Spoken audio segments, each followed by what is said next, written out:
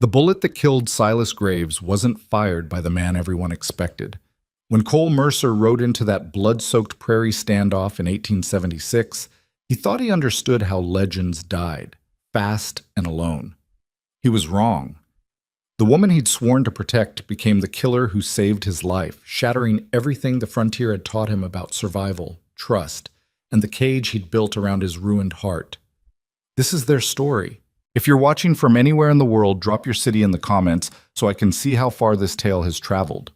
Hit that like button and stay until the end, because what happens next will change everything. The town of Ash Ridge squatted in the Arizona Territory like something ashamed of its own existence. Dust devils wandered its streets more often than honest travelers. The buildings leaned slightly as if trying to escape the weight of too many bad decisions. In the saloon, men drank to forget. At the marshal's office, they remembered too much. Cole Mercer sat alone in the back corner of the Lucky Dollar, nursing whiskey that tasted like regret and smelled worse. His hat shadowed a face that hadn't smiled in 8 years, not since the day he'd buried everything that mattered beneath the unforgiving Kansas soil. He was 34 but looked older, the kind of older that came from sleeping on frozen ground and trusting nobody. His hands were scarred from rope burns and knife fights. His eyes stayed flat, even when he laughed, which was never. Mercer. Cole didn't look up. Marshal Tom Ridgway stood beside the table, blocking what little lamplight reached the corner. The lawman was 50, thick around the middle, with a mustache that drooped like his spirits. "Not interested, Tom. You haven't heard the job." "Don't need to." Cole drained his glass. "Whatever you're selling, I'm not buying." Ridgway pulled out a chair without asking and sat anyway. The wood creaked under his weight. "It's an escort, 3-day ride to Silver Creek, standard protection detail." "Hire someone else." "Can't." The marshal leaned forward. "Graves' gang's been hitting coaches on the northern route. Lost 4 men last month. Nobody wants the contract." Cole finally looked up. His eyes were the color of winter storms. "Then you're asking the wrong man." "You're the only man." Ridgway pushed a leather pouch across the table. It landed with the heavy sound of gold coin. $200. Half now, half when she arrives safe. The whiskey wanted Cole to say no. The empty room at the boarding house said yes. He'd been in Ash Ridge 3 months, doing odd jobs that paid in pennies. The money would carry him through winter, maybe further. She? Cole asked. Railroad man's daughter, Evelyn Harrow, coming in from San Francisco on tomorrow's stage. Ridgway stood, leaving the pouch where it sat. Her daddy's financing the new spur line through the territory. Needs her here to sign documents, handle business. She's important, Mercer, which means keeping her alive is important. Cole stared at the money. $200. Enough to ride to Montana, maybe start over somewhere nobody knew his name or his failures. What's the catch? Graves wants her dead. Why? Railroad's buying up land his family used to own. Silas Graves lost everything when they condemned his property. Now he's making it personal. The marshal adjusted his gun belt. Stage arrives at noon. Be ready. He walked out, boots heavy on the warped floorboards. Cole sat alone with the pouch and the silence. Outside, a dog barked at nothing. Somewhere down the street, a woman laughed, high and sharp, the sound of someone pretending to have fun. He picked up the money, weighed it, put it down. 8 years ago, he'd loved someone, protected someone, failed someone. The frontier had rules, and the first one was simple. Care about nothing you can't afford to lose. Cole pocketed the gold and ordered another drink. Morning came too early and too bright. Cole checked his gear with the methodical precision of a man who'd survived by trusting nothing to chance. 2 Colt revolvers, cleaned and loaded. Winchester rifle, oiled and sighted. 50 rounds of ammunition distributed between belt, saddlebag, and coat pockets. Canteen filled. Bedroll tied. Horse fed and watered.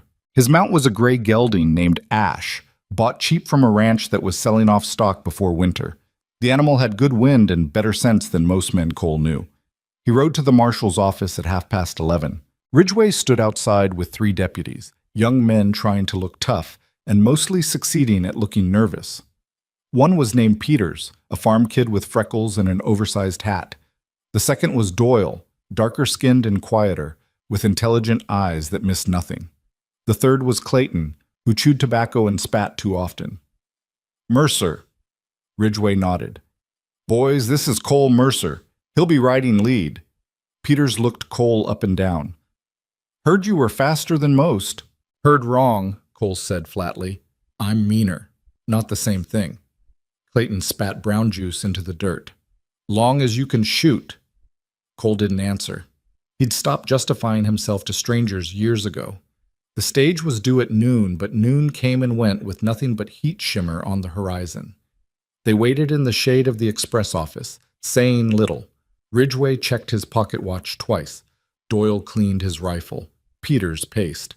At 12:40, dust appeared on the eastern road. The stagecoach came fast, horses lathered and wild-eyed. The driver, a grizzled man named Warren, hauled back on the reins and brought the rig to a skidding halt in front of the office.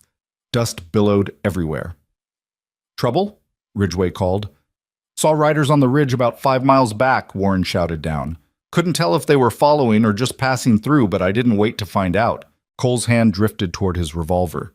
He scanned the ridgeline east of town. Nothing moved except heat and wind. The coach door opened. Evelyn Harrow stepped down into the Arizona dirt like she owned it. Cole had expected softness, Eastern money wrapped in silk and ignorance, the kind of woman who'd scream at the first gunshot and faint at the sight of blood. He was wrong. She was tall, taller than most men expected women to be, with dark hair pulled back in a practical bun that had come half loose during the ride. Her traveling dress was expensive but dusty, the hem torn from hard use. She carried herself like someone who'd never apologized for taking up space. But it was her eyes that stopped him. Green, sharp, unafraid. She looked at Cole the way a person looked at a tool they might need but hadn't decided to trust yet. Miss Harrow, Ridgway said, removing his hat. Welcome to Ash Ridge. I'm Marshal Tom Ridgway. These men will be escorting you north. Evelyn's gaze swept over the deputies, then landed back on Cole. You're the guide? Escort, Cole corrected. There's a difference. Is there? She tilted her head slightly. Both involve following someone into danger. One involves caring if you make it. Cole kept his voice flat. I'm the second kind. Something flickered in her expression. Not offense, but interest. Like he'd said something unexpected and she was reassessing her assumptions. Good, she said. I don't need a nursemaid. Ridgway cleared his throat. We'll provision at the general store, then head out within the hour. Route takes us through Copper Canyon, then north across the prairie. 3 days hard riding, assuming no complications. There'll be complications, Cole said. You don't know that, Peters protested. Cole looked at the young deputy. Graves didn't lose 4 coaches by accident. He knows the routes, knows the timing, knows how to set an ambush. We're riding into his territory with exactly what he wants. He gestured toward Evelyn. If that's not a complication, I don't know what is. Evelyn met his stare without flinching. Then I suppose you'll earn your pay, Mr. Mercer. He almost smiled. Almost. They spent 40 minutes at the general store loading supplies onto pack mules. Evelyn changed into riding clothes, practical pants and a sturdy shirt that scandalized the shopkeeper's wife, but made sense to anyone who'd ever spent time on horseback. When she emerged, Clayton whistled low. Problem? Evelyn asked coolly. No, ma'am, Clayton said quickly. Just not what I expected. I stopped caring about expectations in San Francisco.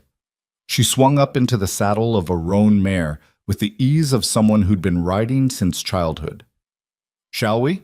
Cole took point. Doyle and Peters flanked the pack mules. Clayton rode rear guard. Evelyn positioned herself in the middle, close enough to protect but far enough to give the men room to maneuver. They rode out of Ash Ridge under a white-hot sun, heading north toward land that held 1,000 places for men with rifles to hide. The first 10 miles passed in tense silence. Cole kept his attention split between the trail ahead and the ridgelines on either side. Copper Canyon was still hours away, but instinct made him cautious. The land here was open scrub, easy to see danger coming, hard to find cover when it arrived. Behind him, Evelyn rode with the posture of someone who'd spent considerable time in the saddle. She didn't complain about the heat or the pace, didn't ask questions, just watched the landscape with the same careful attention Cole gave it. Around mile 12, she spoke. You don't believe in small talk, do you? Cole didn't turn around. Nope. Why not? Because talk doesn't stop bullets. Neither does silence. He glanced back. She was studying him with that unsettling directness again, like she could see past the walls he'd spent years building. You got a point, Miss Harrow? Just making conversation. She adjusted her hat against the sun. We'll be riding together for 3 days. Seems foolish to spend it pretending the other person doesn't exist. Worked fine for me so far. I doubt that. Something in her tone made him pull up short. The whole column stopped. Cole turned his horse to face her directly. You got something to say? Say it. Evelyn held his gaze. You're angry. I'm careful. You're angry, she repeated. At the world, at this job, at me for existing. I've seen men like you before, Mr. Mercer. Men who think bitterness makes them strong. Cole felt heat rise in his chest. Not embarrassment, but fury at being read so easily by a stranger. You don't know anything about me. I know you took a job you didn't want for money you probably need. I know you're good at what you do because Marshall Ridgway wouldn't have hired you otherwise. And I know something hurt you badly enough that you've decided never to feel anything again. She leaned forward in her saddle. How am I doing? For 5 seconds, Cole considered turning his horse around and riding back to Ash Ridge. Instead, he said, Stay close. Keep your mouth shut. Do what I tell you when I tell you. You make it to Silver Creek alive and you'll never have to see me again. He spurred his horse forward without waiting for a response. Behind him, Peters muttered something to Doyle. Clayton chuckled. Cole didn't care. They rode another hour before stopping to water the horses at a shallow creek. The deputies dismounted and stretched. Evelyn stayed in the saddle, scanning the horizon like she expected trouble. Smart, Doyle said quietly, moving up beside Cole. Most folks relax too much between towns. She's not most folks, Cole admitted. You notice she's carrying? Cole had. The slight bulge under her jacket, left side, small pistol, probably a derringer or pocket revolver. Not much use in a real fight, but better than nothing. She knows we're being watched, Doyle continued. Hasn't said anything, but she keeps looking southeast, same direction I've been watching. Cole followed his gaze. A mile out, maybe less, the land rose into a series of rocky outcrops that could hide a dozen men. Could be nothing, Peter said, walking over. Could be prospectors, hunters. Could be graves, Cole finished. Mount up. We're moving. They pushed hard for the next 2 hours, putting distance between themselves and whatever shadows might be following. The sun dropped toward the western peaks, painting the sky in shades of copper and blood. Copper Canyon appeared ahead, a deep cut through the hills where the trail narrowed to a single-file passage between sheer rock walls. Cole pulled up at the entrance. Clayton rode forward. What's the holdup? This is where they'll hit us, Cole said. If they're coming, it'll be here. How do you know? Because it's what I do. The canyon stretched ahead, dark and narrow. Afternoon shadows turned the passage into something primordial and hostile. Water had carved the stone over thousands of years, leaving sharp angles and hidden alcoves perfect for an ambush. Could go around, Peters suggested nervously. Add a day to the trip, and walk straight into open country with no cover, Evelyn interrupted. Everyone turned to look at her. She shrugged. They'd pick us off at distance. At least in the canyon, we're harder targets. Cole stared at her. She was right. Through the canyon, he decided. Single file, weapons ready. Anyone sees movement, you shout first and shoot second. They entered the passage. Sound changed immediately. Hoofbeats echoed off stone. Breathing seemed louder. The walls rose 50 feet on either side, blocking the sun and trapping heat like an oven. Cole's hand rested on his revolver. Every shadow looked like a man. Every bird cry sounded like a signal. They were halfway through when Peter's horse stumbled. The animal went down hard, pitching the young deputy forward into the dirt. Peters rolled, came up coughing, and the canyon exploded into gunfire. Muzzle flashes erupted from both walls. Bullets spanged off rock and whistled through the air. One of the pack mules screamed and went down, supplies scattering. Ambush! Doyle shouted, unnecessary and obvious. Clayton returned fire blindly, his rifle cracking in the narrow space. Cole yanked his Winchester free and fired 3 quick shots at a shadow on the left wall, saw the shadow fall. Back! He roared. Fall back! But Peters was still on the ground, pinned by his dying horse. Bullets kicked up dirt around him. Evelyn didn't hesitate. She drove her mare forward, leaned out of the saddle, and grabbed Peters by the collar. The horse stumbled under the extra weight, but held. She hauled the deputy up behind her and wheeled the animal back toward Cole. More gunfire. A bullet clipped Cole's hat, spinning it into the dirt. Doyle went down, grabbing his shoulder. Blood spread across his shirt. Cole made a decision that defied every survival instinct he owned. He charged forward, not back toward safety. Forward, deeper into the ambush. "Mercer!" Clayton screamed. "What the hell?" Cole ignored him. He fired the Winchester one-handed, working the lever with practiced speed. 2 more shadows fell from the canyon walls. He reached Doyle, grabbed the wounded man's gun belt, and hauled him across his saddle. Then he saw it, the old stagecoach. It sat abandoned 20 yards ahead, half buried in rockfall from some ancient collapse. The wheels were broken, the frame rotted, but the cabin looked intact. "There!" he shouted to Evelyn. "Get to the coach!" She understood immediately, kicked her mare into a full gallop, Peters clinging to her waist.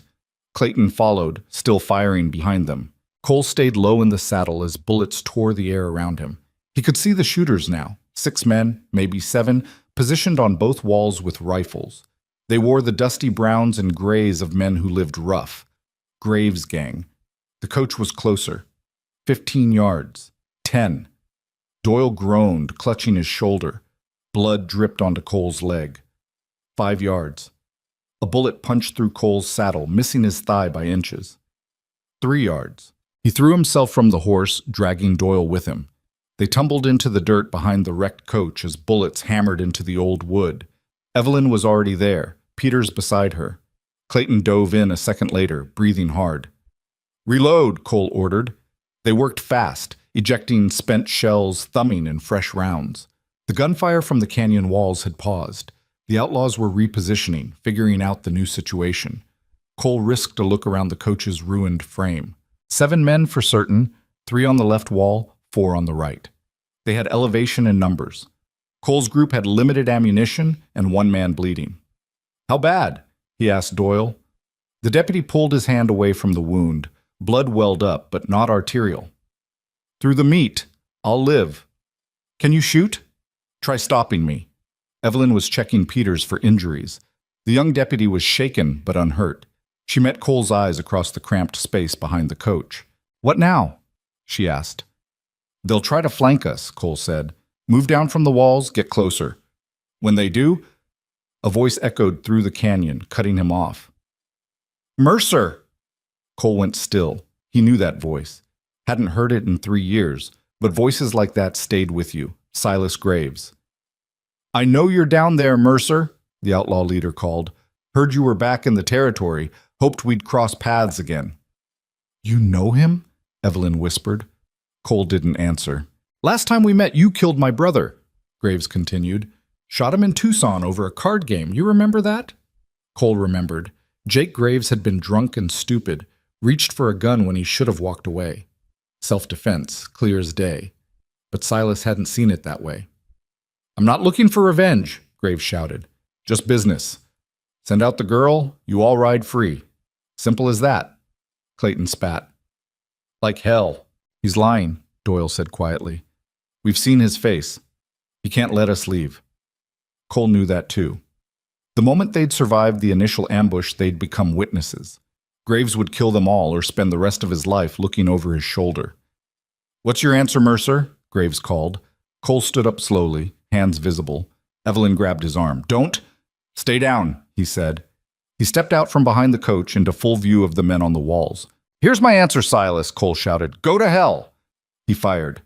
The shot wasn't meant to hit, just to make a point. It sparked off the rock near where Graves stood, sending the outlaw scrambling backward. "Wrong choice," Graves roared. Gunfire erupted again, concentrated and vicious. Bullets shredded what was left of the coach. Wood splintered. Metal shrieked. Cole dropped back into cover. "When I say run, you run for the far end of the canyon. Don't stop. Don't look back." "That's 60 yards of open ground," Peters protested. "You got a better plan?" No one did. Cole checked his ammunition. 12 rounds left in the rifle. Both revolvers fully loaded. 60-some bullets against 7 men with high ground. Bad odds. But he'd survived worse. "On 3, he said. "Clayton, you go first with Doyle. Peters, You're next. Miss Harrow, I can shoot, she interrupted. I know, but right now I need you to run. For once, she didn't argue. Cole counted down. 1, 2, 3. Clayton burst from cover, half carrying Doyle. They sprinted for the canyon mouth as Cole and Peters laid down, covering fire. Bullets hammered the walls around the outlaws, forcing them to duck. Clayton and Doyle made it 30 yards. 40, 50. An outlaw leaned out, rifle rising. Cole shot him. The man tumbled from the wall, screaming until he hit the ground with a sound like a dropped sack of grain. Go! Cole shouted to Peters. The young deputy ran. Evelyn looked at Cole. Together. No. Yes. Her jaw set in a way that said arguing would waste time they didn't have. Fine. Move. They ran. The world became noise and motion. Cole fired as he ran, not aiming, just forcing the outlaws to keep their heads down. Beside him, Evelyn moved with surprising speed, her feet sure on the uneven ground.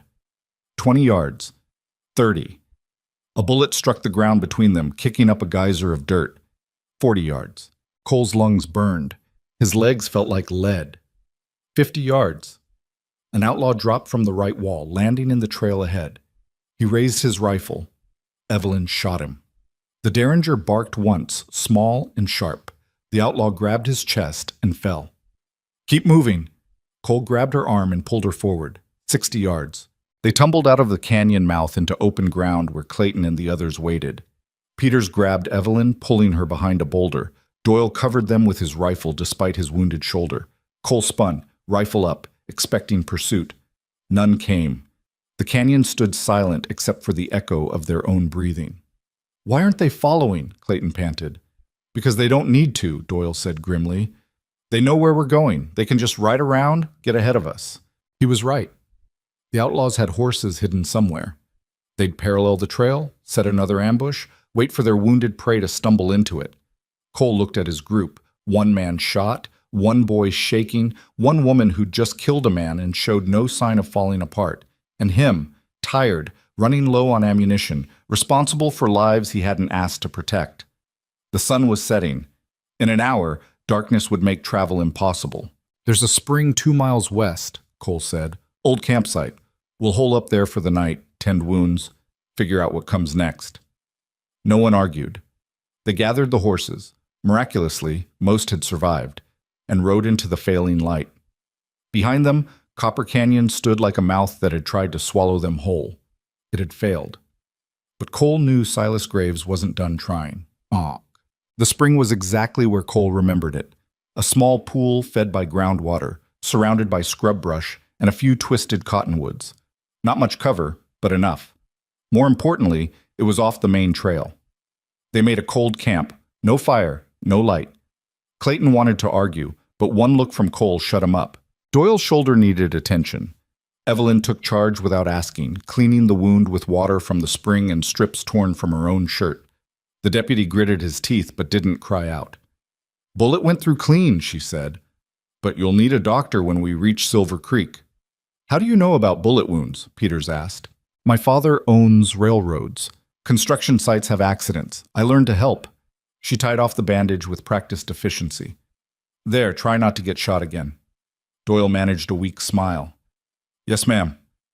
Cole stood watch at the edge of camp, rifle across his lap, eyes on the darkness. Every sound felt like a threat. Wind through brush, horses shifting, the distant yip of a coyote. Footsteps approached from behind, soft, careful. You don't sleep, do you? Evelyn asked quietly. Not when people are trying to kill me. She sat down beside him without invitation. For a while, neither spoke.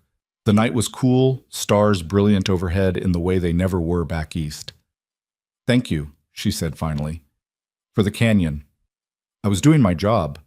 You charged into an ambush to save a wounded man. That's not a job. That's something else. Cole said nothing. The man who died, Evelyn continued, the one I shot, that was my first time. Won't be your last if you stay in this territory. Does it get easier? No. Cole's voice was flat. It just gets quieter, like everything else. She turned to look at him. In the starlight, her face was all angles and shadows. What happened to you, Mr. Mercer? Nothing you need to know about. I'm not asking as a client. I'm asking as... She paused, searching for words. As someone who sees a man carrying weight he didn't choose. Cole's hands tightened on the rifle. You don't know what you're talking about. Then tell me I'm wrong. He wanted to. Wanted to shut her down with coldness and distance, the tools that had kept him alone and safe for 8 years. But something in her voice, not pity, not curiosity, just honesty, made him hesitate. I had a wife, he said quietly. Sarah. We met in Kansas.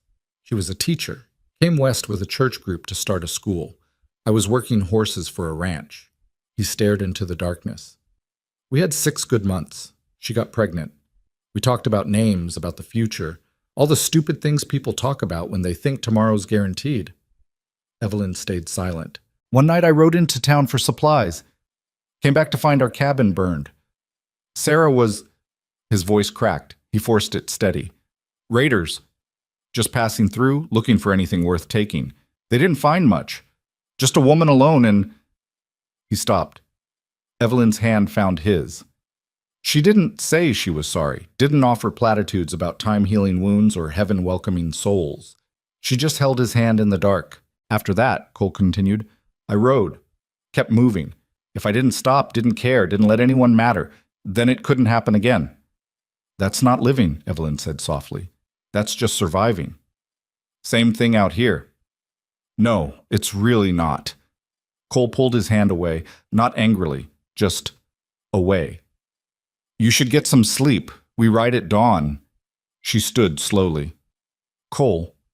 It was the first time she'd used his given name. You saved my life today. You saved all our lives. Whatever you think you failed at 8 years ago. She paused. You're not failing now. She walked back to camp, leaving him alone with the stars and the ghosts. Cole sat watch until midnight, then woke Clayton for the next shift.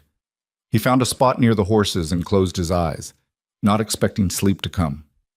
It came anyway, restless and full of fire. When dawn broke cold and gray over the Arizona wilderness, Cole woke to find Evelyn already up, checking the horses, preparing for another day of running.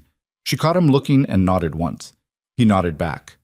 They rode out as the sun cleared the eastern peaks, heading north toward land that promised no safety and people who wanted them dead.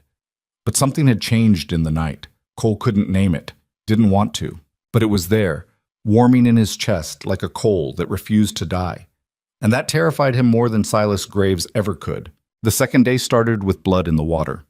Cole discovered it at first light when he knelt beside the spring to refill canteens. The surface rippled red in the dawn, not much, just enough to tell him something upstream was dying or already dead. He didn't mention it to the others. No point adding fear to exhaustion. They broke camp in silence, each person moving through the motions of survival with the grim efficiency of those who understood exactly how fragile their situation had become. Doyle's shoulder had stiffened overnight. The deputy could barely raise his arm, which meant he could barely shoot. Peters kept checking his revolver like the weight of it might somehow change. Clayton chewed tobacco and spat, his usual swagger replaced by something harder and more alert. Evelyn rolled her bedding without complaint, cinched her saddle without help, and met Cole's eyes across the dying embers of last night's cold camp with an expression he couldn't read. How far to Silver Creek? She asked. 2 days if we push hard and nothing goes wrong. Cole tied off his saddlebag. 3 if we're smart about it. And if Graves finds us again, then it doesn't matter how far it is. She absorbed that without flinching. You're not good at comfort, are you? Never saw the point in lying about odds. Fair enough. She swung up into her saddle with that same easy strength that kept surprising him. Let's ride. They moved out in a loose column, keeping to low ground where possible, avoiding skylines that would silhouette them against the brightening day. The land here was different than yesterday. Less rock, more scrub. Rolling hills covered in sage and scattered juniper gave way to long stretches of alkali flat that showed tracks like a ledger book. Cole read the ground as they rode. Deer prints, coyote, the distinctive pattern of unshod Indian ponies heading southeast, at least 2 days old. And something else. Iron shoes, multiple horses, moving fast and recent. Very recent. He raised a fist. The column stopped. What is it? Clayton called from the rear. Cole dismounted, knelt beside the tracks. 6 horses, maybe 7, all shod, all heavy laden based on the depth of the prints, heading northeast, parallel to their own route. They're flanking us, Doyle said quietly, reading the same story. Getting ahead. When? Peters asked, voice tight. Cole studied the edges of the hoof prints, the way morning dew had settled in the depressions. 4 hours ago. Maybe 5. So they're already in position, Evelyn said. It wasn't a question. Cole stood, brushing alkali dust from his hands. Probably. Can we go around? Around puts us in open country with no water. We'd have to swing west into the Badlands, add 3 days to the trip. He looked at each of them in turn. Doyle can't ride that hard. We'd run out of supplies, and they'd just follow us anyway. So we ride straight into another ambush, Clayton said bitterly. That's the plan? The plan is we stay alive long enough to make them regret starting this. Cole remounted. Stay sharp, stay quiet, and if shooting starts, you do exactly what I say when I say it. They rode on. The morning stretched hot and still. No wind, no clouds, just the relentless sun climbing a white sky and the sound of hooves on hardpan. Cole's shirt stuck to his back. Sweat ran into his eyes. His horse plodded forward with its head low, ears swiveling at every sound. Around mid-morning, they crossed a dry wash and found the first body. It was one of Graves' men. Cole recognized the face from the canyon. Someone had shot him in the back and left him for the buzzards. The corpse was maybe 12 hours old, already bloating in the heat. Hell, Clayton muttered. What happened here? Graves happened, Cole said. Man probably tried to desert. Silas doesn't tolerate that. Evelyn stared at the body, her face unreadable. He kills his own people? When they stop being useful. Cole nudged his horse forward. Keep moving. But the discovery changed something in the group's energy. If Graves would murder his own men for running, what would he do to prisoners? The question hung unspoken as they climbed out of the wash and continued north. An hour later, they saw the canyon. It appeared ahead like a scar across the landscape, a deep cut where some ancient geological violence had split the earth down to bedrock. The trail they were following led straight into it, disappearing between walls of striated stone that rose 40 feet on either side. Cole pulled up at the entrance, the same sick certainty from yesterday settling in his gut. Not again, Peters said. Please tell me we're not doing this again. It's the only way through, Doyle said, studying the terrain, unless we want to add 2 days going around the long way. 2 days we don't have, Evelyn added quietly. Cole said nothing. He was watching the canyon mouth, the way shadows pooled in the entrance, the way a man could hide up on those walls and have a perfect field of fire on anyone stupid enough to ride through. It was the perfect place to die. Could be empty, Clayton offered without conviction. Could be they're waiting somewhere else. Could be, Cole agreed. But I don't believe in luck. He dismounted, ground-tied his horse, and pulled his rifle from the scabbard. Wait here. Where are you going? Evelyn asked. To check if we're riding into hell or just near it. He started toward the canyon on foot, moving low and quiet. Behind him, he heard Evelyn dismount. Her boots crunched on gravel as she followed. I said wait, Cole hissed. I heard you. She caught up, derringer already in her hand. I'm coming anyway. You're going to get yourself killed. Maybe, but I'm tired of sitting still while other people decide my fate. Her jaw set in that stubborn way he was starting to recognize. Besides, you might need backup. Cole wanted to argue, wanted to order her back to safety, but something in her eyes said she'd made up her mind and wasting time fighting about it would just get them both killed faster. Stay behind me, he growled. Don't shoot unless I shoot first. And if I say run, you run. Deal. They moved into the canyon together. The temperature dropped immediately, sunlight replaced by shadow. The walls pressed close, leaving barely enough room for 2 horses to walk abreast. Cole's boots scraped on stone. Every sound echoed, magnified, turned into something ominous. 50 yards in, he stopped. What? Evelyn breathed. Cole pointed. There, wedged between 2 rocks at chest height, a piece of fabric. Brown cloth, the same color as the clothes Graves' men wore. Fresh enough that it hadn't faded yet. Someone had been here. Recently. Could be nothing, Evelyn whispered. Could be. Cole scanned the canyon walls. But it's not. A stone shifted somewhere above them. Small, probably dislodged by a lizard or the wind. Probably. Cole grabbed Evelyn's arm and pulled her behind a boulder just as the first rifle shot cracked through the canyon. The bullet sparked off stone where they'd been standing a heartbeat before. The sound was enormous, reverberating off the walls until it became a physical thing that pressed against their eardrums. Run! Cole shoved Evelyn back toward the entrance. More gunfire erupted. Muzzle flashes lit the canyon walls. Cole counted them as he ran. 3 shooters on the left, 2 on the right. All with rifles, all with elevation. They burst out of this canyon mouth just as Clayton and the others opened fire, laying down cover. Cole and Evelyn dove behind a cluster of rocks as bullets chewed the ground behind them. 5 men, Cole shouted. Both walls, rifles. Where's Graves? Doyle called back, pressing his wounded shoulder against a boulder. Didn't see him. The gunfire from the canyon slowed, then stopped. Silence fell, broken only by heavy breathing and the metallic click of men reloading. They're pinned, Clayton said. We got them boxed in that canyon, same as they got us. They're not pinned, Cole corrected. They're waiting. For what? As if in answer, hoofbeats thundered from the north. Cole's stomach dropped. 6 riders appeared over the rise, Graves and the rest of his gang. They came fast and spread out, rifles ready. Silas Graves rode in the center, a tall man with a gray-shot beard and eyes like winter.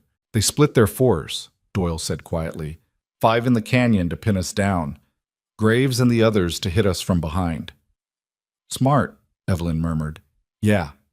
Cole checked his ammunition. 12 rounds in the Winchester, both revolvers loaded. Maybe 60 bullets total against 11 men with better position and no shortage of ammunition. He'd faced worse odds. No, he hadn't.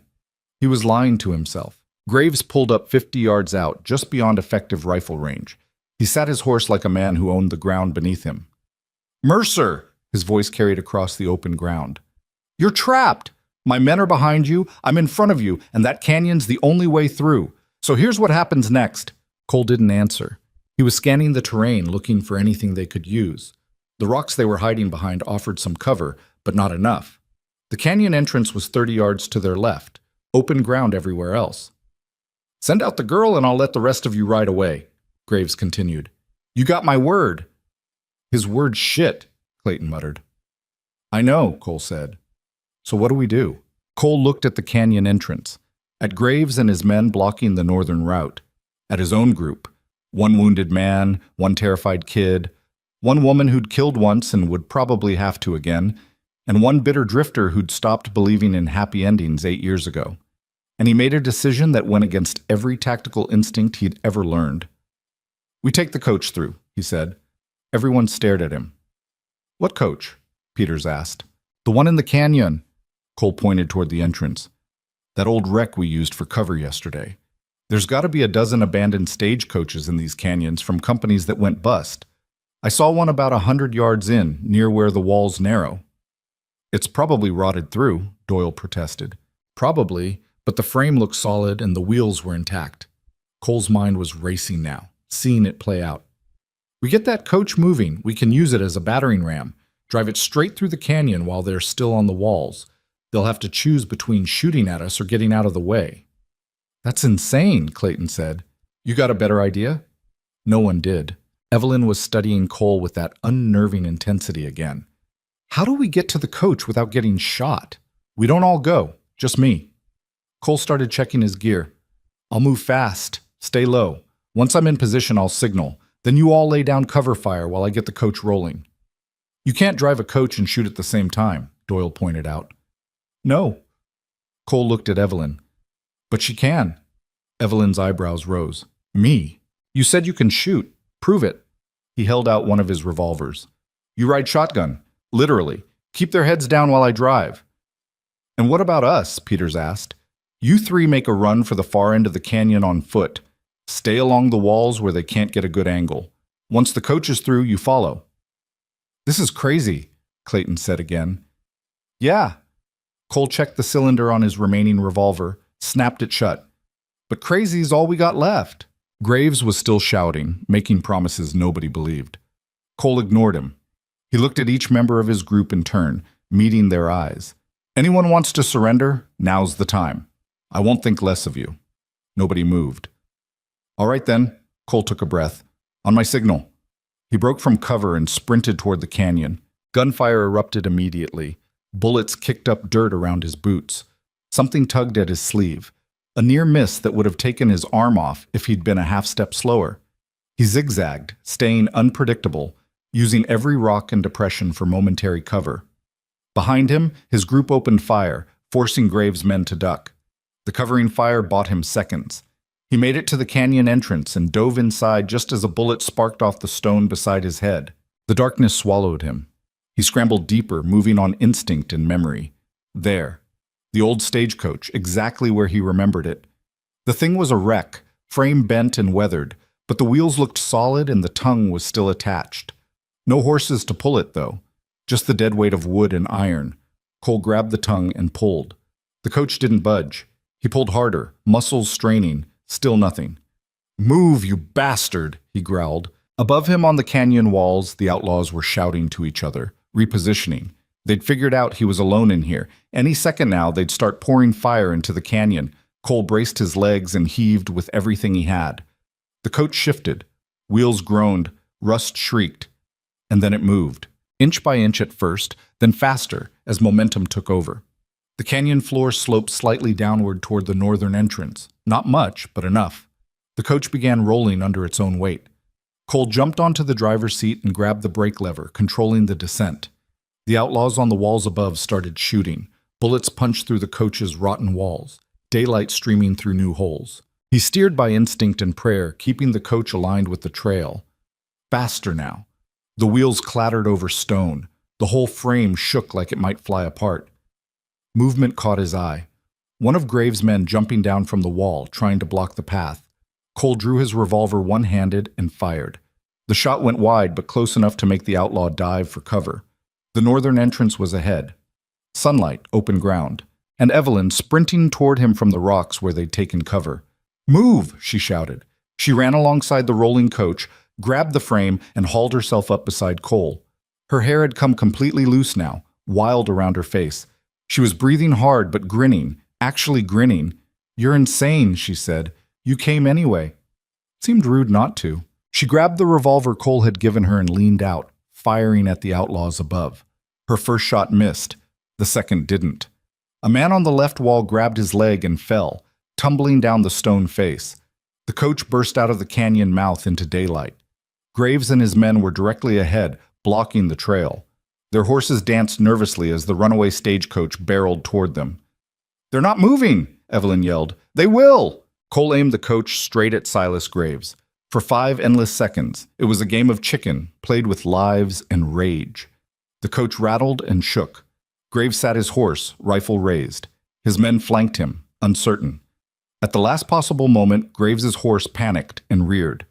The outlaw leader grabbed for the reins, lost his balance, and tumbled backward. His men scattered, horses bolting in all directions. The coach crashed through the gap they'd left, wheels screaming. Cole fought the brake, trying to slow them before the whole thing flew apart.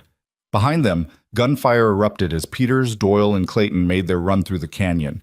The coach hit a rock and lurched sideways. Evelyn grabbed Cole's arm to keep from being thrown clear. He pulled hard on the brake lever. The wheels locked.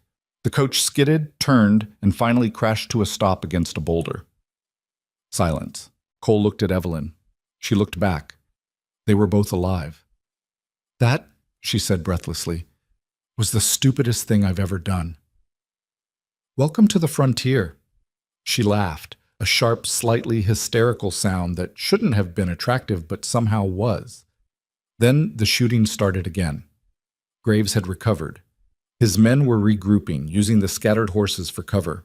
Cole and Evelyn were exposed, sitting in a dead coach 30 yards from men who wanted them very dead. "Out!" Cole grabbed Evelyn and pulled her from the driver's seat.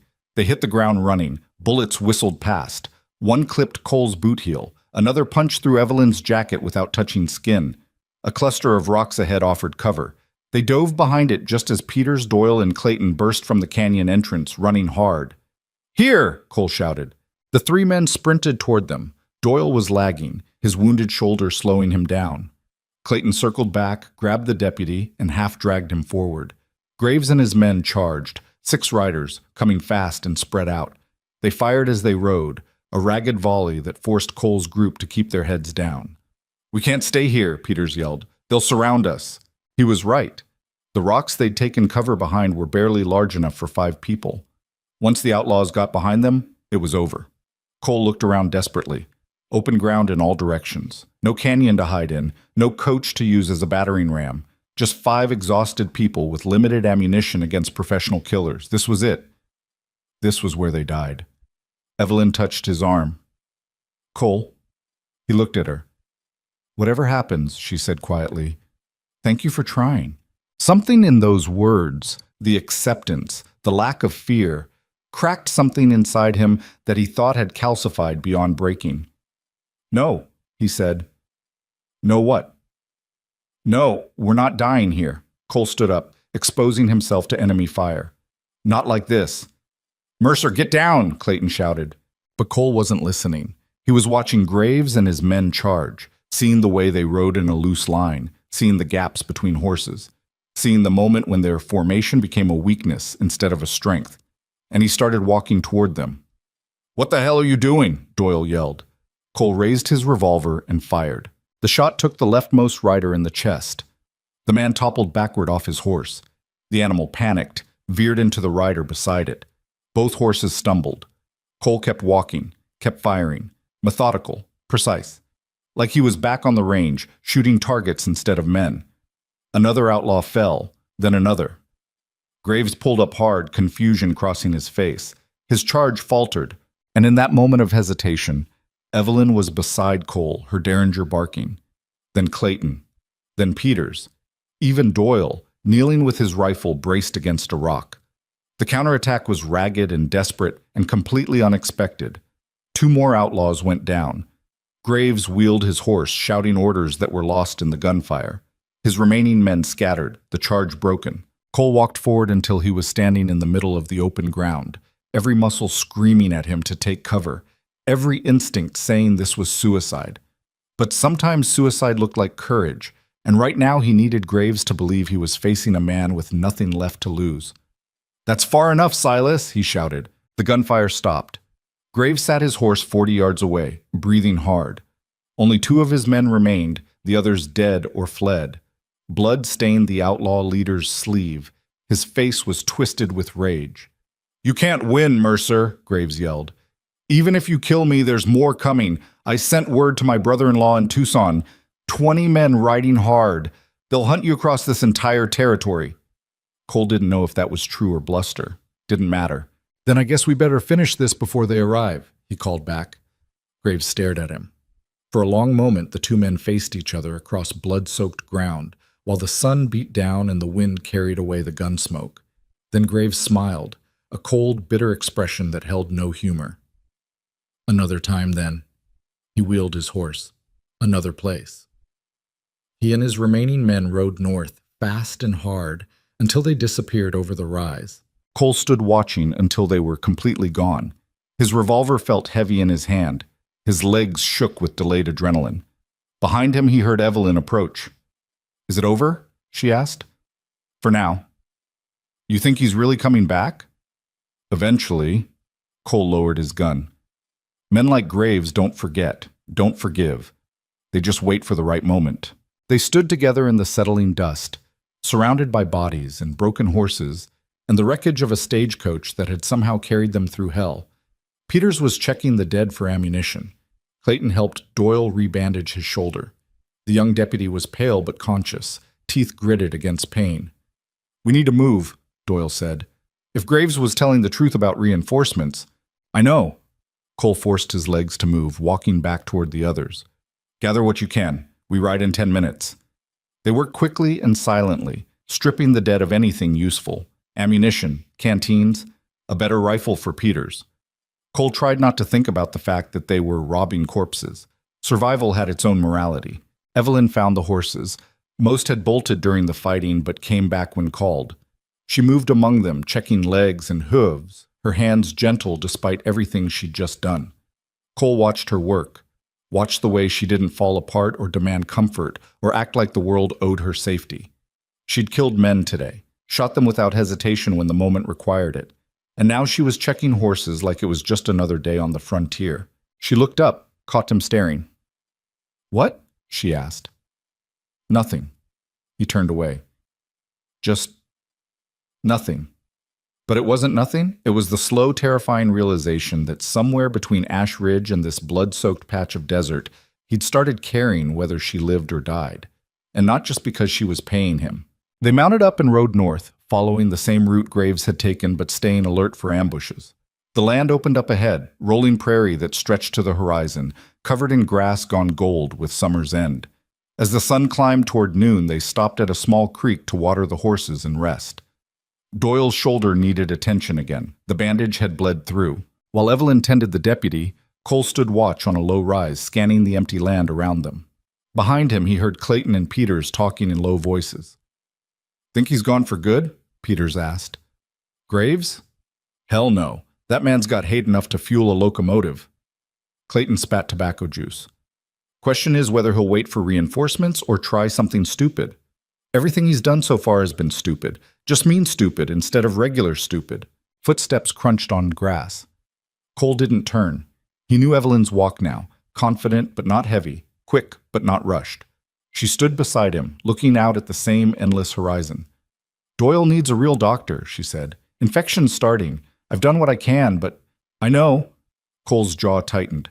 "How long does he have?" 2 days, maybe 3, before it gets serious. Silver Creek's still a day and a half ahead if we push hard." "Can he ride that hard?" Cole didn't answer. They both knew the deputy could barely ride at all. "There's a settlement," he said finally. "About 6 hours west. Little place called Broken Spoke.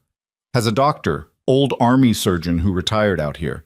If we cut west now, we could get Doyle help and resupply before making the final push to Silver Creek." "That adds time," Evelyn pointed out. "Yeah.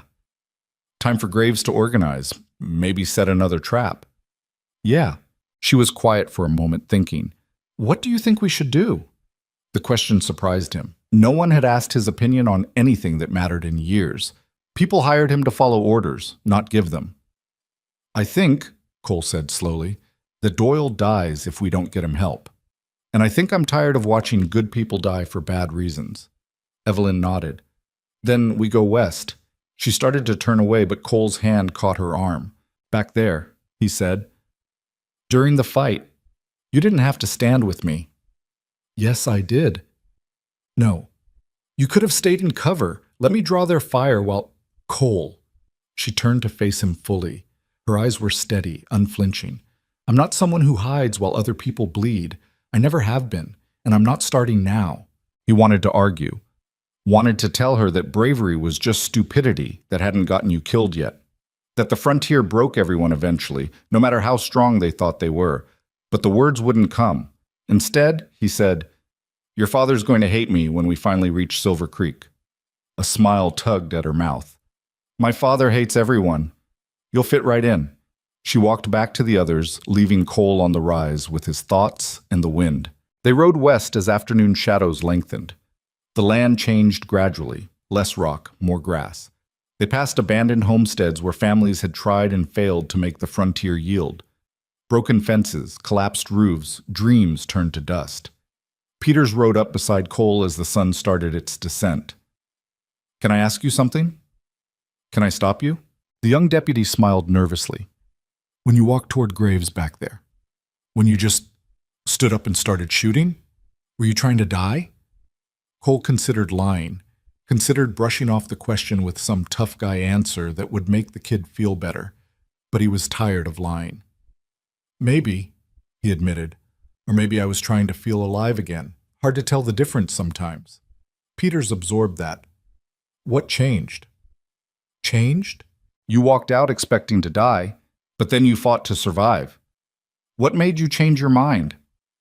Cole looked ahead to where Evelyn rode beside Clayton, arguing about something in that intense way she had. Her hair was still loose, catching the evening light like copper wire.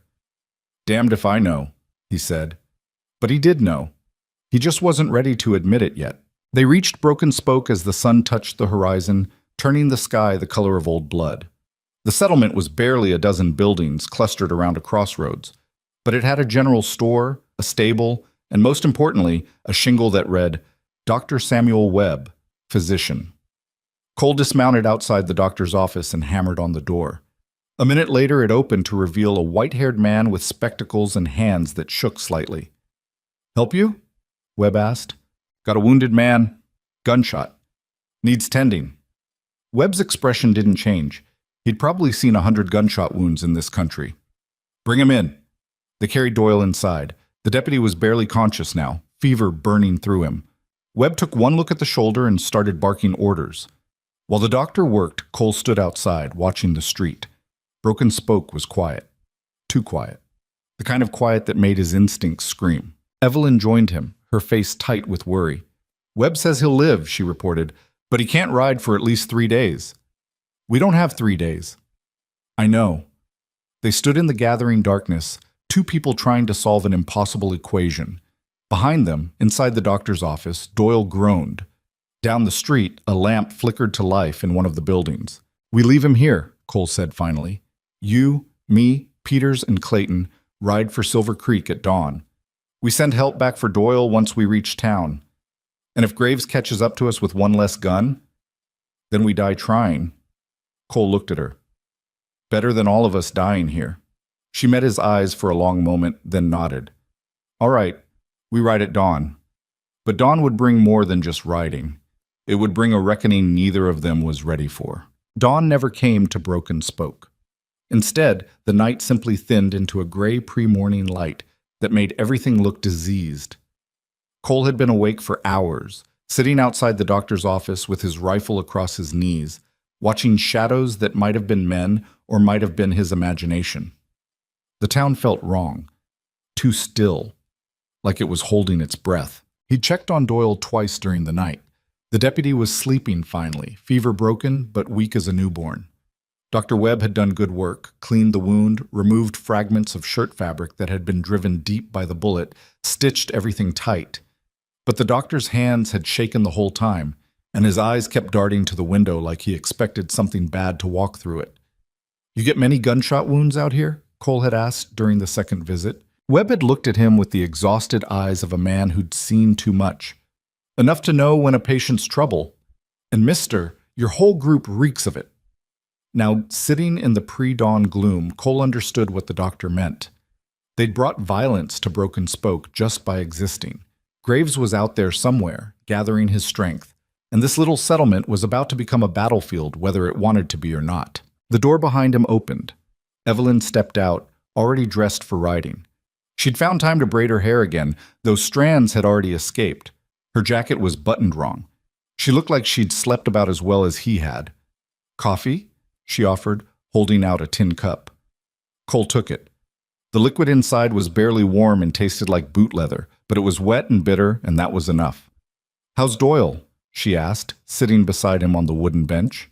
"Alive. That's about all I can promise." He sipped the terrible coffee.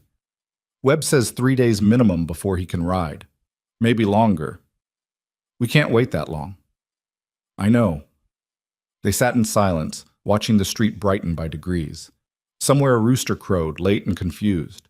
A dog barked once, then stopped like it had thought better of making noise. "Tell me about her," Evelyn said quietly. Cole didn't pretend not to understand. "Why?" "Because we might die today, and I'd like to know what you're carrying before that happens." He should have told her it was none of her business. Should have shut down the conversation the way he'd shut down every attempt at intimacy for 8 years. But something about the gray light and the bad coffee and the knowledge that she was probably right about dying made him answer. "Her name was Sarah," he said. "Sarah Blackwood, before she married me. She came from Pennsylvania, educated family. Her father was a minister, thought she was wasting herself coming west." He stared into the coffee like it might show him the past. Maybe he was right. What was she like? Stubborn? Smart? Laughed at things that weren't funny because she thought the world needed more laughter. Cole's throat tightened. "She used to read to me at night. Poetry mostly. I didn't understand half of it, but I liked hearing her voice." "How did you meet?" "Broke my arm falling off a horse. Stupid accident. Animal spooked at a snake, threw me into a fence post. Sarah was helping at the town doctor's office, learning nursing. She set the bone, told me I was an idiot for not watching where my horse was stepping. A ghost of a smile touched his mouth. Asked her to dinner while my arm was still in the splint. And she said yes? Eventually, made me ask 3 times first. The smile faded. Said she wanted to make sure I was serious, that I wasn't the kind of man who'd run when things got hard. Evelyn waited, not pushing. 6 months after we got married, she told me she was pregnant.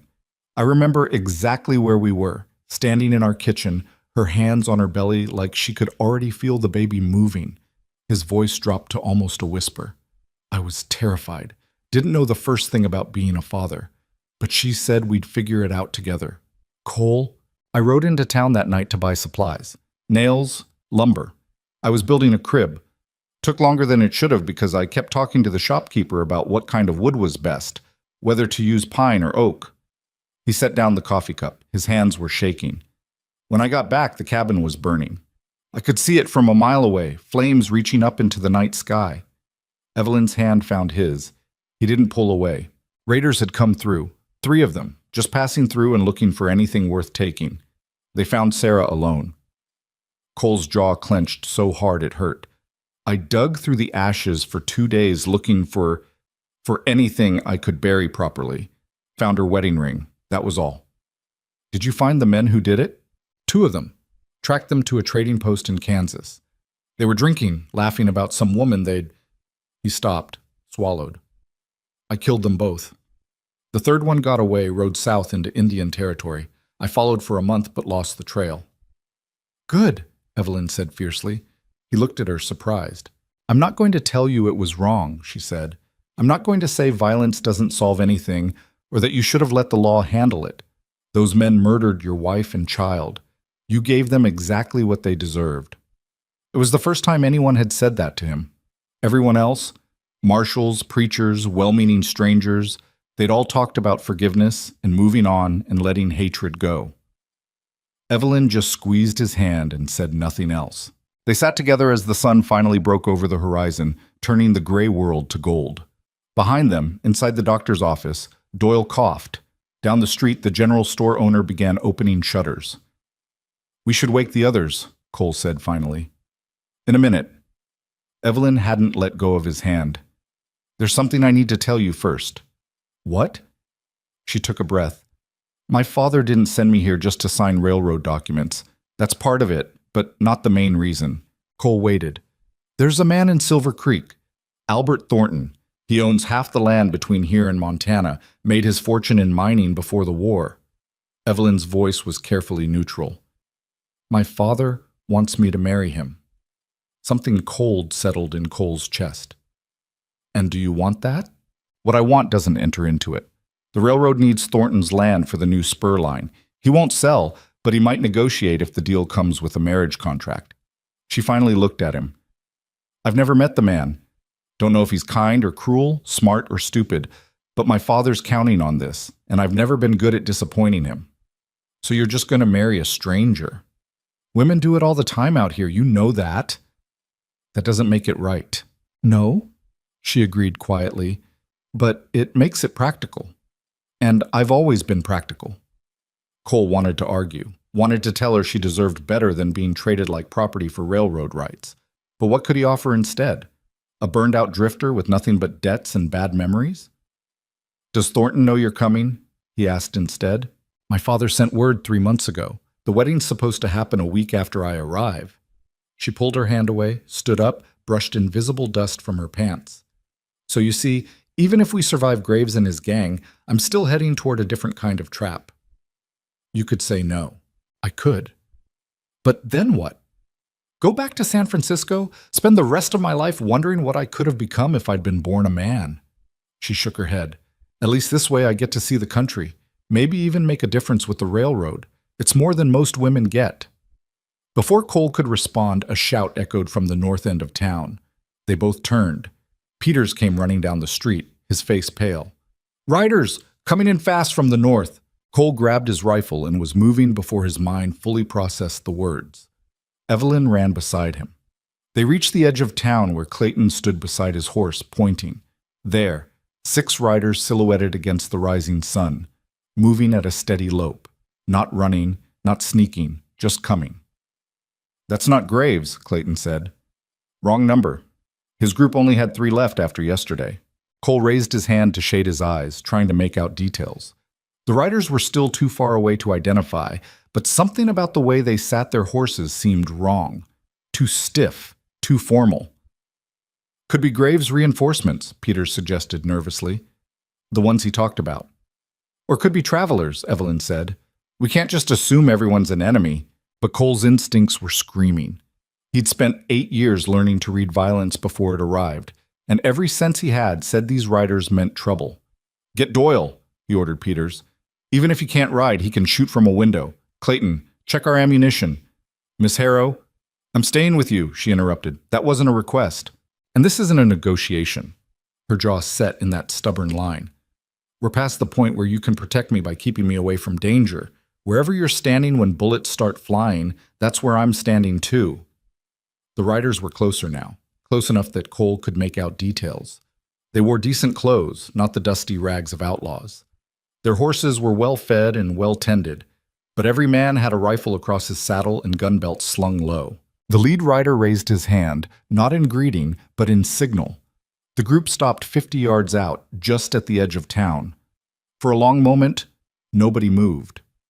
Then the lead rider dismounted and walked forward alone.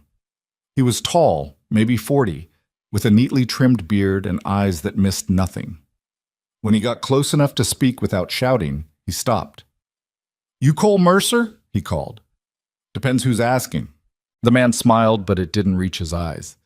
Name's William Gant.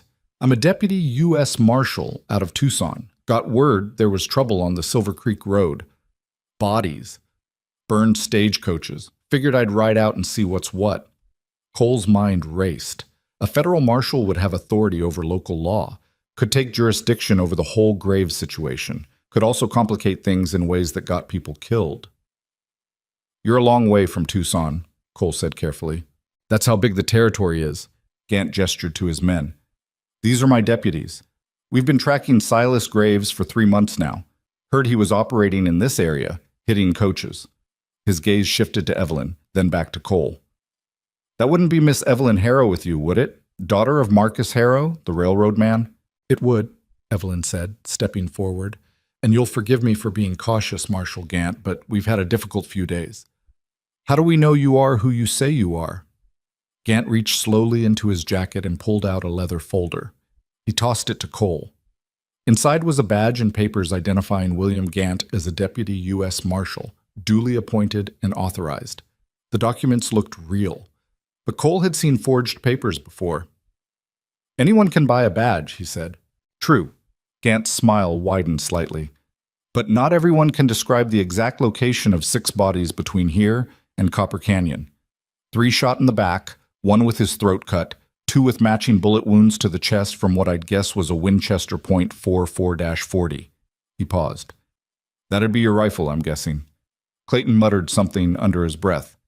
Peters shifted nervously. Cole kept his face neutral. Self-defense. We were ambushed. I don't doubt it. Graves has killed a lot of people over the past year. We've been trying to catch him, but he's slippery. Gant glanced around the town. Where is he now? Don't know. We had a fight yesterday. He rode north with what was left of his gang. How many? 3 men, including Graves. Gant exchanged looks with his deputies. Then he's wounded, desperate. That makes him more dangerous, not less. He focused on Evelyn again. Miss Harrow, I'm going to suggest you let me escort you the rest of the way to Silver Creek. My men and I can provide better protection than, no offense, Mercer, a single hired gun. We've managed fine so far, Evelyn said coolly. Have you? Because from where I'm standing, you've lost men, taken casualties, and barely survived multiple ambushes. Gant's voice was reasonable, almost kind. I understand loyalty to the people who've protected you. But this isn't about loyalty anymore. It's about getting you to Silver Creek alive. Cole wanted to argue, wanted to tell this federal marshal to mind his own business and let them finish what they'd started. But Gant was right. They'd been lucky so far, and luck ran out. What do you think? Evelyn asked, looking at Cole. The question surprised him. She was asking his opinion, not Gant's. Not the federal lawman with authority and resources. Him. I think, Cole said slowly, that we could use the help. But I also think we keep our eyes open. Badge or no badge, trust gets earned out here. Gant's smile thinned. Fair enough. We'll ride together, but I understand if you want to maintain some independence. He gestured to the north. I'm guessing you're planning to leave soon? Within the hour, Cole confirmed. Good. Graves won't wait long to regroup. The sooner we move, the better. Gant started to turn away, then paused. One more thing. You mentioned casualties. Anyone need medical attention? We've got a wounded man inside, Clayton said. Deputy from Ash Ridge. He's staying here with the doctor. Mind if I take a look? I've got some field experience with gunshot wounds. Cole nodded toward the doctor's office. Gant walked in that direction, 2 of his deputies following. The other 3 stayed with the horses, watching the street with professional wariness. As soon as Gant was out of earshot, Clayton moved closer to Cole. Something's off, he muttered. What? Can't put my finger on it, but that whole conversation felt wrong, too smooth, too practiced, Evelyn finished, like he'd rehearsed it. Cole had felt it too. The way Gant knew exactly what to say, how to position himself as reasonable and helpful while subtly undermining Cole's authority. The way he'd identified the rifle caliber without actually seeing the weapon. Could just be good lawman instincts, Peter suggested. Could be, Cole agreed. Or could be he's not a lawman at all. They stood in tense silence, watching the doctor's office. 5 minutes passed. 10. Finally, Gant emerged, wiping his hands on a cloth. Your deputy's in good hands, he reported. Dr. Webb knows his business. The man should recover fully with rest. Appreciate you checking, Cole said neutrally. Just doing my job. Gant looked at the sun, measuring the time. We should provision and move out. I'm guessing you're low on ammunition after yesterday? We've got enough. I'm sure you do, but I've got extra if you need it. Standard point 44-40 rounds. Plenty of rifle cartridges. Gant's eyes were steady, assessing. No charge. Government issue. It was a generous offer. Almost too generous. We'll manage, Cole said. But thanks. Something flickered in Gant's expression, there and gone too fast to identify. Suit yourself. Meet at the north edge of town in 30 minutes. They agreed and split up to prepare.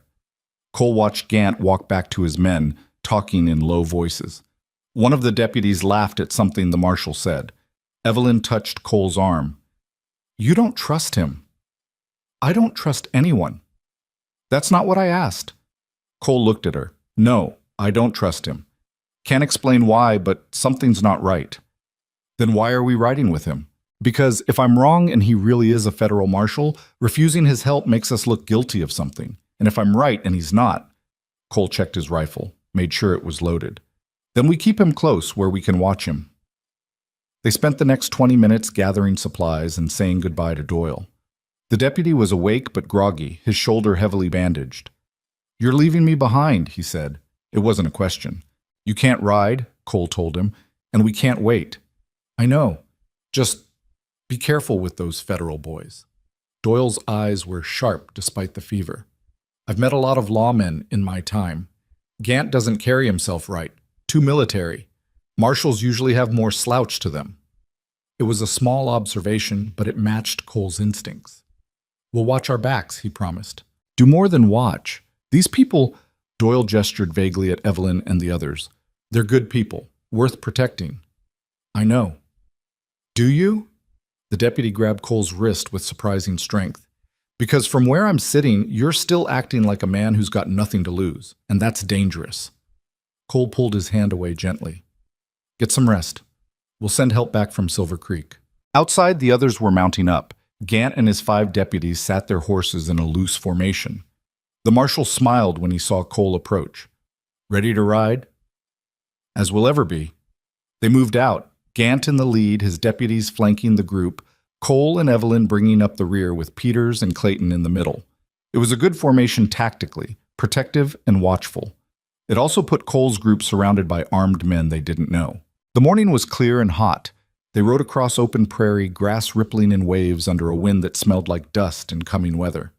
To the west, dark clouds gathered on the horizon, rain or maybe just the promise of it.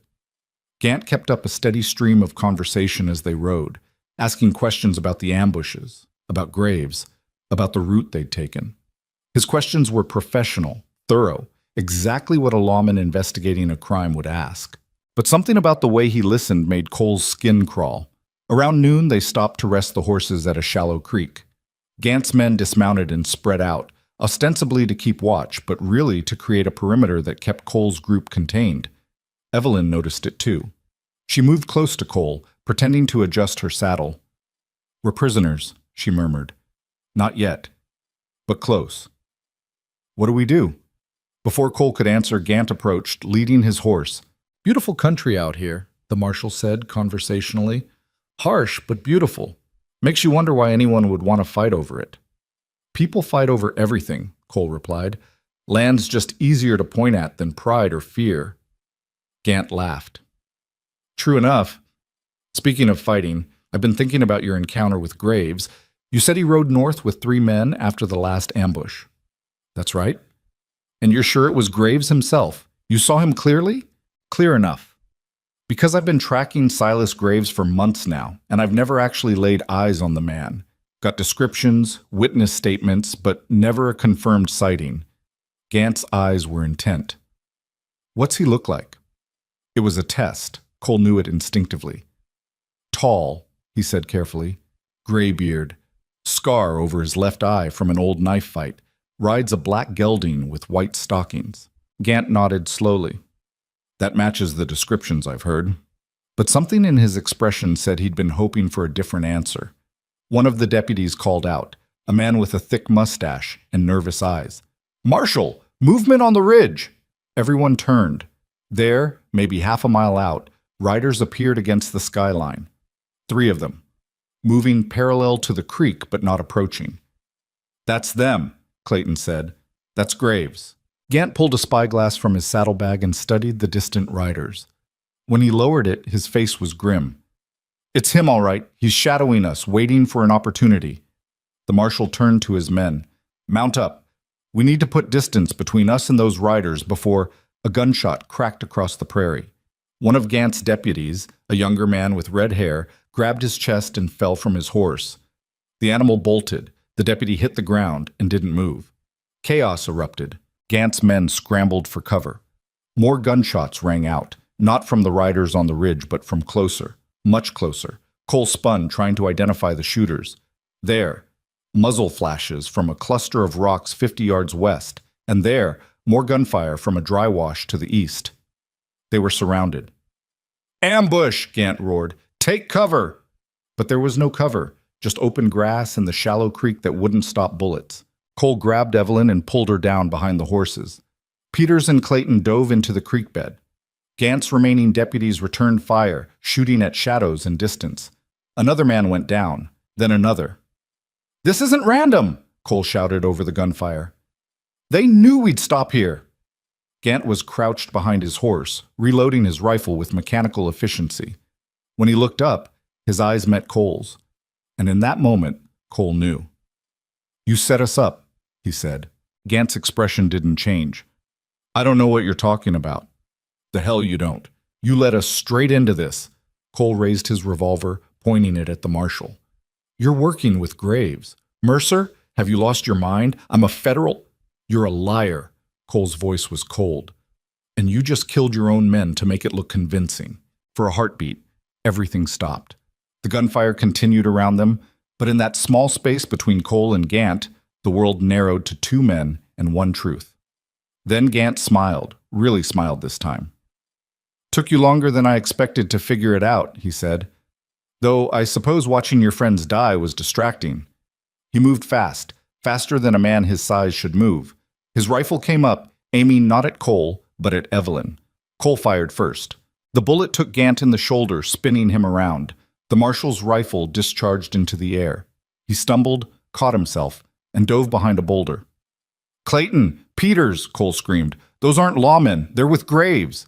The realization spread through the remaining fighters like wildfire. Gant's deputies weren't taking cover from the ambush. They were part of it.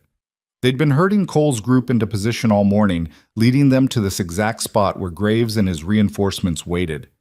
Peters understood first. He rolled from the creek bed and shot the nearest deputy in the leg. The man went down screaming. Clayton was slower to react. One of Gant's men tackled him, and they went down fighting. The deputy had a knife. Clayton had rage. They rolled through the grass, each trying to kill the other. Evelyn fired her derringer at a man approaching from the left. The shot hit him in the gut.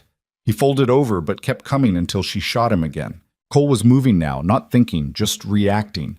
He shot one of Gant's men off his horse, reloaded, shot another who was aiming at Peters. The young deputy scrambled to his feet, grabbed the fallen man's rifle, and started returning fire at the ambushers in the rocks. But they were still surrounded, still outnumbered.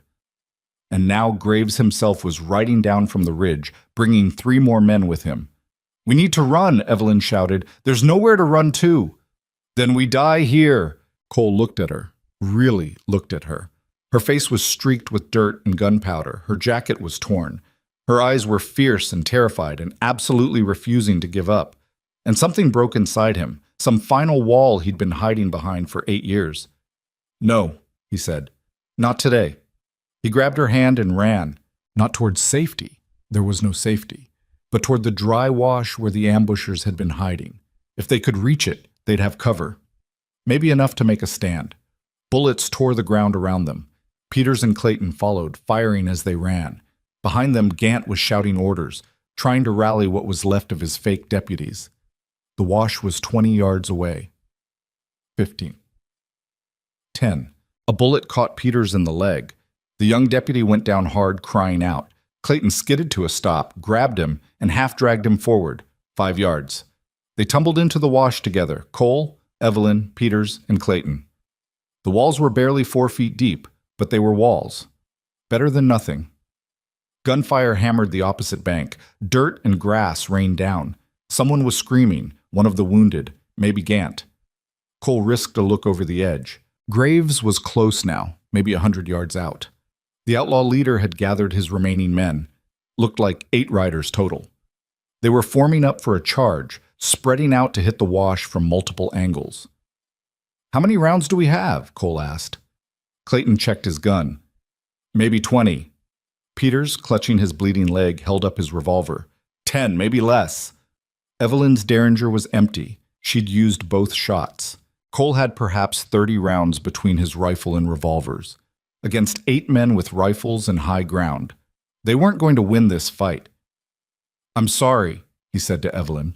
She looked at him, confused. "For what?" "For getting you killed.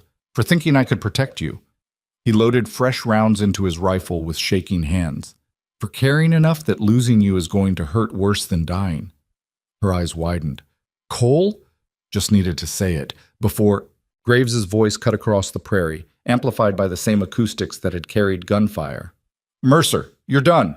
Trapped like rats, but I'm a reasonable man." The outlaw leader had pulled up his horse just out of rifle range. "Send out the woman and I'll let the rest of you live. You got my word."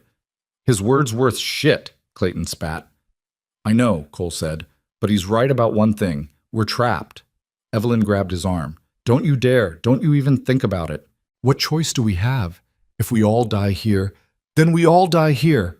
Her voice was fierce. "But you don't get to make that choice for me. You don't get to trade my life for yours just because you're feeling guilty about your wife." The words hit him like a slap. "That's not—" "Yes, it is.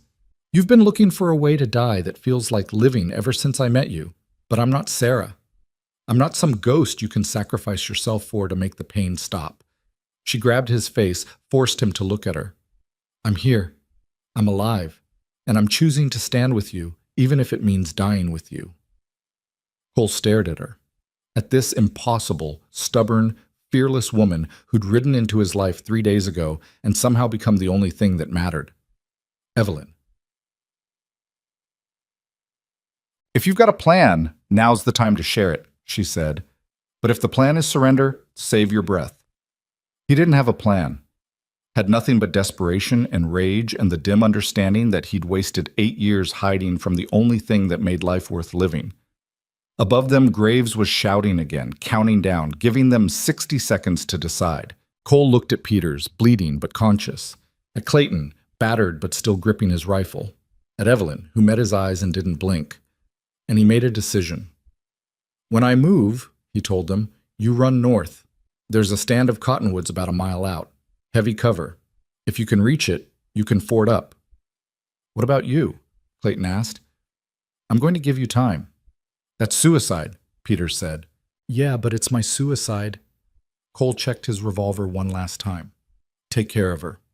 He started to stand up, but Evelyn pulled him back down. No, she said simply. Evelyn, I said no. She picked up a rock the size of her fist. If you're making a stand, we're making it together. All of us. Clayton nodded grimly. She's right. We came this far as a group. We finish as a group.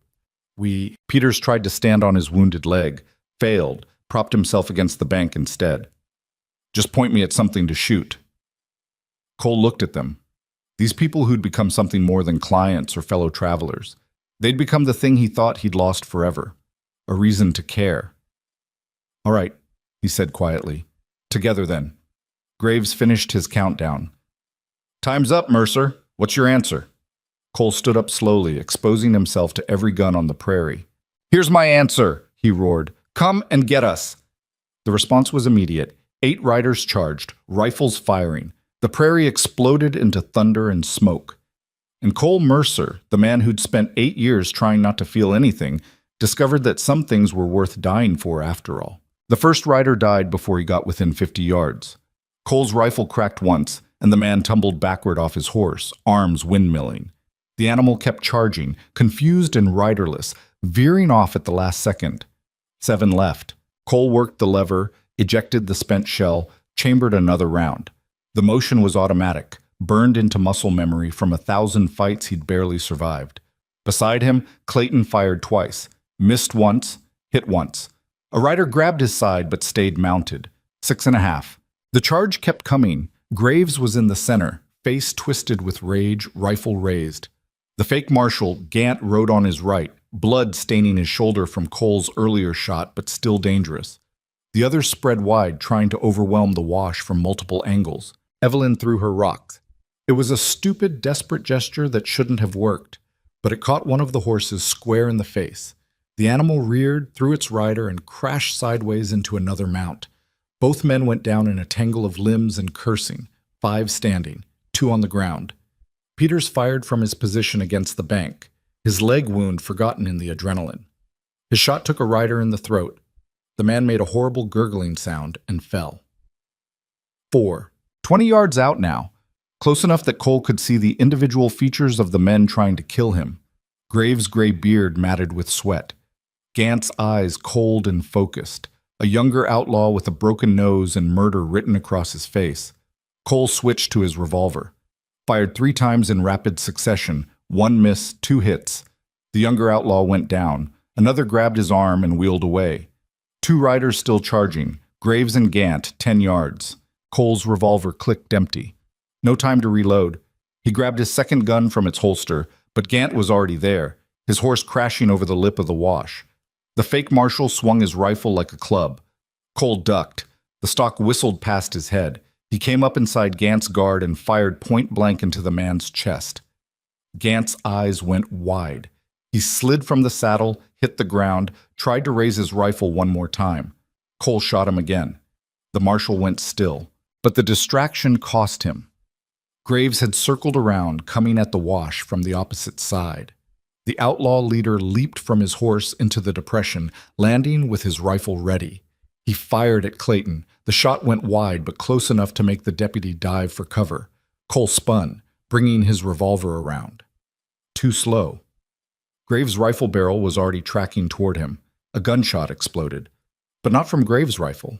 The outlaw leader staggered, grabbed his side, looked down at the blood spreading across his shirt. His face registered shock, then confusion, then understanding. He turned slowly. Evelyn stood 5 feet away, Cole's Winchester in her hands. Smoke curled from the barrel. Her face was set in an expression Cole had never seen before. Not fear, not anger, but absolute conviction. "You should have stayed down," she said quietly. Graves laughed, came out wet and broken. "Didn't think you had it in you, girl. All that Eastern breeding. Thought you'd be too soft for—" She shot him again. This time he went down and stayed down. The prairie fell silent. Cole stood in the wash, breathing hard, surrounded by bodies and spent shells and the metallic smell of blood. His ears rang from the gunfire. His hand shook with adrenaline crash. Beside him, Clayton was checking Peter's leg wound. The young deputy was pale but conscious, and Evelyn stood holding the rifle like she wasn't quite sure how it had gotten into her hands. Cole walked over to her slowly. She didn't lower the weapon until he gently took it from her grip. "You all right?" he asked. She looked at him. Her eyes were huge, pupils dilated. "I killed him." "Yeah, I killed a man. You saved my life, saved all our lives." "That doesn't make it feel any different." Her voice was small, younger than he'd ever heard it. "I pulled the trigger, and he just stopped being alive. Just like that." Cole wanted to tell her it would get easier, that the memory would fade, that she'd learn to live with what she'd done, but he'd promised himself he wouldn't lie to her. "It won't stop hurting," he said instead, "but it'll stop being all you think about, eventually." She nodded slowly, then looked down at her hands. They were shaking. She made fists, trying to steady them, but that just made the shaking worse. "I can't make it stop," she whispered. "You're not supposed to." Cole reached out, hesitated, then pulled her against his chest. She went rigid for a moment, then collapsed into him, her whole body trembling. This is what being human feels like. The shaking means you're not broken yet. She didn't cry, just stood there shaking while Clayton tended to Peters, and the prairie wind carried away the gun smoke. After a long minute, she pulled back, wiping her face roughly.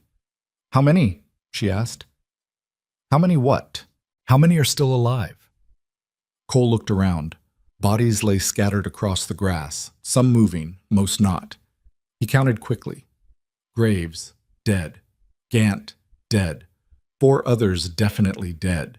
2 wounded and crawling away. 1 sitting against a rock, hands pressed to a stomach wound. 3 left alive, he said. 2 running, 1 dying. "Should we?" Evelyn gestured vaguely toward the wounded man. Cole walked over. The outlaw was maybe 25, with a boy's face and a man's wound. He looked up as Cole approached. "Just do it," the outlaw said. Blood bubbled at his lips. "Get it over with." "Not going to shoot a dying man," Cole said. "Graves would have." "I'm not Graves."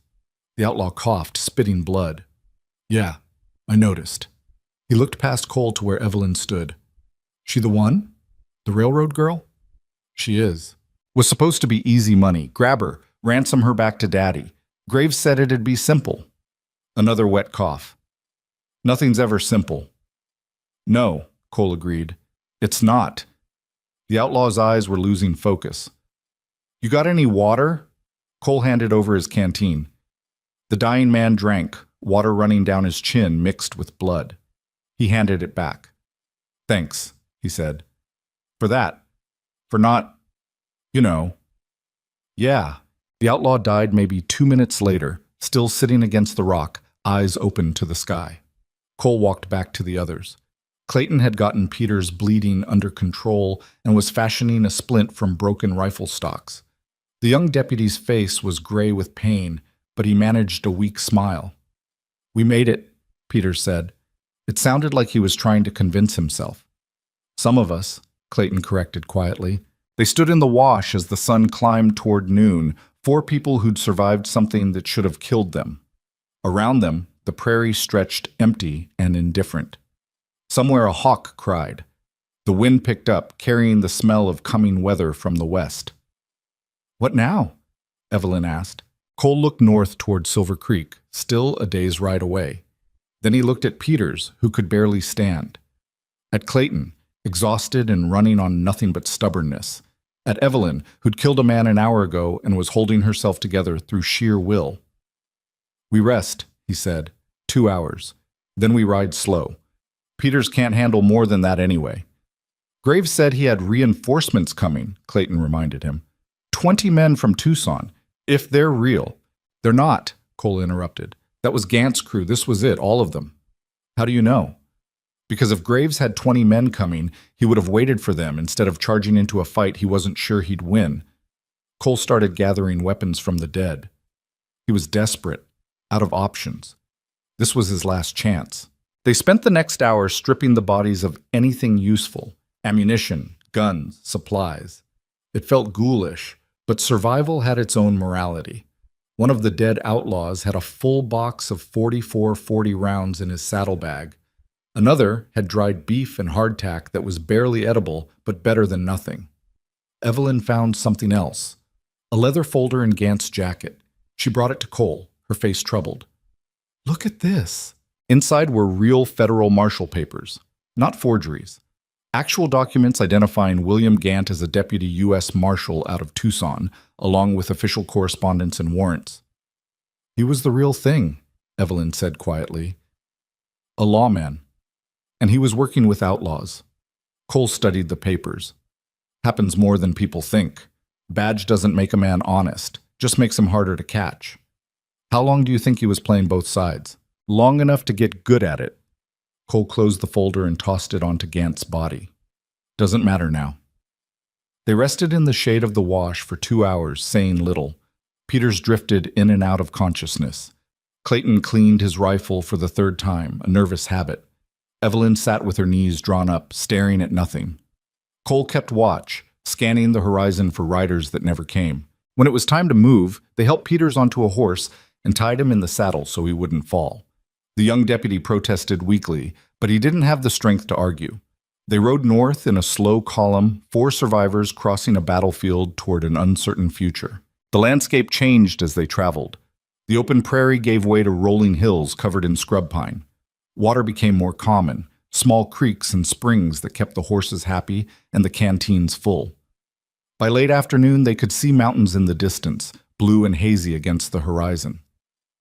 "Silver Creek's at the base of those peaks," Clayton said. "Maybe 6 hours at this pace." Cole nodded. 6 hours. They could make it before full dark if they pushed, but Peters needed rest, needed a doctor, needed more than they could give him on the trail. "There's a way station," he said, remembering. "Old trading post about 2 hours ahead. It's not much, but it has walls and a well. We'll stop there for the night, push on to Silver Creek in the morning." No one argued. The way station appeared as the sun touched the western peaks, turning everything gold and amber. It was exactly as Cole remembered, a squat adobe building with a corral and a well, sitting alone in a wide valley. Smoke rose from the chimney, which meant someone was home. They approached cautiously, weapons ready. But the only person who emerged was an old Mexican woman who took one look at their blood-stained clothes and wounded deputy and started barking orders in rapid Spanish mixed with English. Her name was Rosa. She'd been running the way station for 30 years, feeding travelers and asking few questions. Within minutes, she had Peters inside, his leg properly cleaned and bandaged. She fed them beans and tortillas and coffee so strong it made Cole's teeth hurt. "You fight banditos?" she asked, studying Cole's face. "Something like that. You win?" "We're alive, they're not." Rosa nodded like this made perfect sense. "Is good. Banditos are like coyotes. You kill some, more come. But you kill enough. They learn to fear you." She refilled his coffee. "You go to Silver Creek, yes?" "Tomorrow." "Is good town. Growing fast with the railroad. Many people, many jobs." She glanced at Evelyn. "You his woman?" Evelyn opened her mouth, closed it, looked at Cole. "It's complicated," Cole said. Rosa laughed. "Love is always complicated, is why it matters." She patted his shoulder and went to check on Peters. Night fell. They made sleeping arrangements in the way station's small bunk room. Peters got the only real bed. Clayton took the floor near the door, rifle within reach. Evelyn claimed a corner with her bedroll. Cole stood outside under the stars, too wired to sleep. His body ached in a dozen places. His mind replayed the fight, analyzing mistakes, counting how many times they should have died. The door opened behind him. Evelyn stepped out, wrapping a blanket around her shoulders. "Can't sleep either?" she asked. "Sleep and I aren't on speaking terms." She stood beside him, looking up at the same stars. "I keep seeing his face. Graves, the way he looked when I shot him." "That'll fade. Will it?" "The clarity will. Eventually it'll just be a thing that happened. Still there, but not as sharp." Cole pulled out his tobacco pouch, started rolling a cigarette, then remembered she was there and put it away. Doesn't make it right or wrong, just makes it survivable. "Is that what you tell yourself? About Sarah?" The question should have made him angry.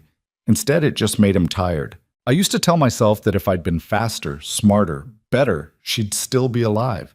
That if I'd stayed home instead of riding to town, I could have stopped it. He looked at his hands. Took me years to understand that some things happen regardless of what we do.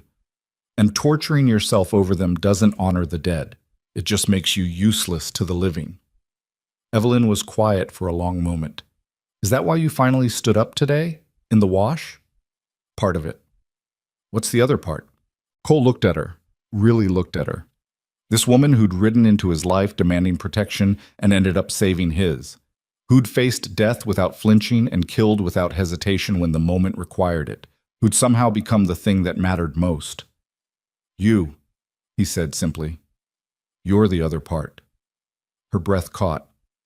Cole, I'm not good at this.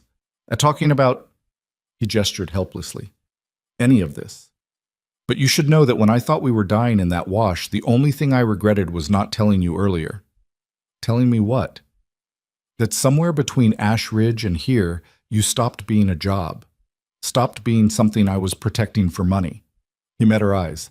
You became the reason I wanted to survive, and that terrified me. Still does. Evelyn stepped closer. Her hand found his. I'm scared too. Of dying? Of living. Of getting to Silver Creek and having to marry a man I've never met because that's what my father wants. Of losing this, she gestured between them, before I even know what it is. Then don't marry him. It's not that simple. It is exactly that simple. Cole's grip tightened on her hand. You want complicated? Complicated is riding toward someone else's future when you've already found the one you want.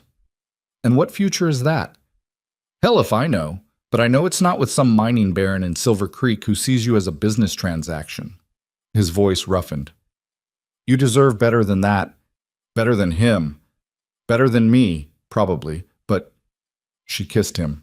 It wasn't gentle or practiced or anything like the kisses in dime novels. It was desperate and clumsy and tasted like coffee and dust and survival. Her hands found his face. His found her waist. They stood under the stars, kissing like people who'd forgotten how and were trying to remember. When they finally broke apart, both breathing hard, Evelyn rested her forehead against his. I'm still scared, she whispered. Yeah, me too. But I'm tired of letting fear make my decisions. So what do we do? She pulled back, looked at him with those green eyes that had been cutting through his defenses since the moment they'd met. We ride to Silver Creek. I meet with my father and this Thornton person, and then I decide what I want, not what's expected, not what's practical, what I actually want. And if what you want is you, she smiled, soft and a little sad, then we figure it out, together. It wasn't a promise, wasn't even close to certainty, but it was more than Cole had let himself hope for in 8 years. Together, he agreed. They stood there a while longer, not talking, just existing in the same space. Eventually, Evelyn yawned and admitted she should try to sleep. Cole walked her to the bunkroom door, watched her disappear inside, then went back to his vigil under the stars. Clayton emerged an hour later, rubbing sleep from his eyes. Your watch or mine? The deputy asked. Mine. Go back to sleep. Can't. Keep thinking about Doyle, whether he's all right back in Broken Spoke. Webb will take care of him. Yeah. Clayton sat down beside Cole, pulling out his own tobacco. He rolled a cigarette, offered one to Cole, who accepted. They smoked in companionable silence. You love her, Clayton said finally. It wasn't a question. Didn't realize it was that obvious. It's not, but I've been paying attention. The deputy exhaled smoke toward the stars. She love you back? Damned if I know. But you hope. Yeah, I hope. Clayton nodded like this made perfect sense. Hope's dangerous out here, gets people killed. So does giving up. True enough. The deputy stubbed out his cigarette. For what it's worth, I think you're good for each other. She makes you less of a bastard. You make her less perfect, I guess. More real. Cole almost smiled. Thanks, I think. Don't mention it. Clayton stood, stretched. I'll take next watch. You should sleep. Long day tomorrow. Every day's long. Yeah, but tomorrow we reach Silver Creek. Tomorrow everything changes. He went inside, leaving Cole alone with the night and his thoughts. Morning came gray and cool. They left the way station before sunrise, Rosa pressing food into their saddlebags and refusing payment. Peters was stronger, able to ride without being tied to the saddle, though he still couldn't put weight on his leg. The final approach to Silver Creek took most of the day. The trail climbed into the foothills, winding through stands of aspen and pine. Water was everywhere, rushing streams and waterfalls that filled the air with mist. It was beautiful country, green and alive in a way the desert behind them hadn't been. Silver Creek itself appeared in late afternoon, nestled in a valley between two peaks. It was bigger than Ash Ridge, more permanent, real buildings instead of leaning shacks, wide streets, a church with an actual bell tower, and running through the middle of it all, the silver thread of the creek that gave the town its name. They rode in slowly, drawing stares from townspeople who saw the blood and bullet holes and understood what those things meant. A marshal met them at the edge of town, a different kind of lawman than Gant had pretended to be. Older, steady, with honest eyes. "You the Harrow escort?" he asked. "What's left of it?" Cole confirmed. The marshal took in their condition, the wounded deputy, the exhausted horses. "You run into trouble?" "You could say that." "Graves?" "Not anymore." Understanding crossed the marshal's face. "Come on, I'll get you settled. There's a doctor for your man, rooms at the hotel, and Miss Harrow's father has been asking after her every day." They followed him through town. People stopped to watch, curious, concerned, judging. Cole ignored them. He'd been judged by better people and survived. The doctor took Peters immediately, tisking over the leg wound and muttering about infections. Clayton went with him, refusing to leave his fellow deputy alone. That left Cole and Evelyn standing outside the hotel, covered in trail dust and dried blood, staring at each other. "I should clean up," Evelyn said, "before I see my father." "Yeah. And you should—" "I know." But neither of them moved. "Cole," she took his hand. "Whatever happens next, I'll be here," he interrupted. "Whatever you decide, however long it takes. I'll be here." She squeezed his hand once, hard, then let go and walked into the hotel. Cole watched her disappear up the stairs, then turned and walked back into the street. He found a bathhouse, paid for hot water and soap, scrubbed 3 days of blood and dust from his skin. His reflection in the cracked mirror looked older than he remembered. More scars, more weight in his eyes, but also something else, something he hadn't seen in 8 years. Hope. He dressed in the cleanest clothes he owned and walked back to the hotel just as a carriage pulled up. A man emerged, tall, silver-haired, wearing a suit that probably cost more than Cole made in a year. Marcus Harrow. Had to be. He had his daughter's eyes and the same way of moving, like he owned whatever space he occupied. Harrow walked into the hotel without looking at Cole. 5 minutes later, voices echoed from an upstairs room. Loud voices. Angry voices. A man's voice demanding. A woman's voice refusing. Cole stood in the street listening to Evelyn fight with her father over a future neither of them had asked him about, and realized that sometimes the bravest thing wasn't facing bullets. It was waiting to see if the person you loved would choose you over everything else. The argument lasted an hour. Then silence. Then footsteps on the stairs. Evelyn emerged, her face set in that stubborn expression Cole knew meant she'd made a decision. She walked straight to him. "I told my father I won't marry Thornton," she said. Cole's heart stopped. What did he say? That I'm throwing away my future, that I'm being foolish, that he's ashamed of me. She smiled, but her eyes were bright with unshed tears. Then I told him I was done living the future he wanted and ready to start living mine. "Evelyn, I love you," she said. "I don't know when it happened, somewhere between you being a bastard in Ash Ridge and you standing up to die for me in that wash. But it happened, and I'm done pretending it didn't." Cole couldn't speak, couldn't think, could barely breathe. "Say something," Evelyn whispered. So he did the only thing that made sense. He kissed her in the middle of Silver Creek's main street, while townspeople stared and her father watched from the hotel window and the sun set behind the mountains. And for the first time in 8 years, Cole Mercer felt like he'd finally come home. The kiss ended, but the staring didn't. Cole became aware of the crowd that had gathered, Shopkeepers in their doorways, women whispering behind their hands, children pointing. And in the hotel window above, Marcus Harrow's silhouette, rigid and disapproving. Evelyn pulled back, her cheeks flushed. That was probably unwise. Yeah, Cole agreed. Don't care. My father's watching. Let him. She laughed, shaky and a little wild. You realize you just kissed away my reputation in a town where I'm supposed to be establishing my family's business interests? You realize you just told your father you wouldn't marry a mining baron, which probably killed those interests anyway? Fair point. She touched his face, thumb tracing the scar along his jaw. What happens now? Now I go find a job.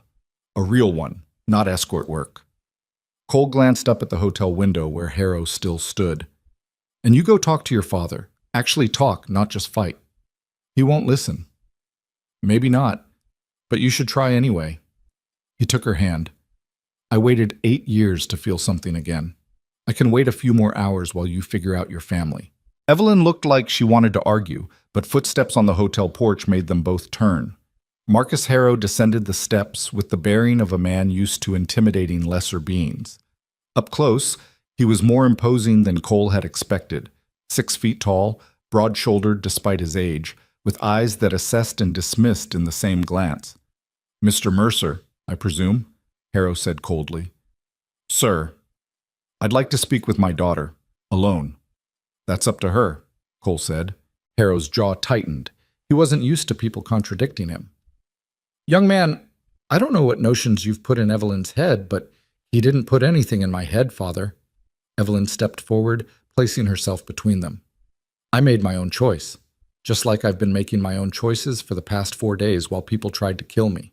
Which wouldn't have happened if you'd listened to me and taken a proper escort with military protection instead of, Harrow gestured dismissively at Cole, hiring some drifter with a gun. That drifter saved my life. Multiple times, her voice was steel. While your proper escort would have gotten me killed or worse.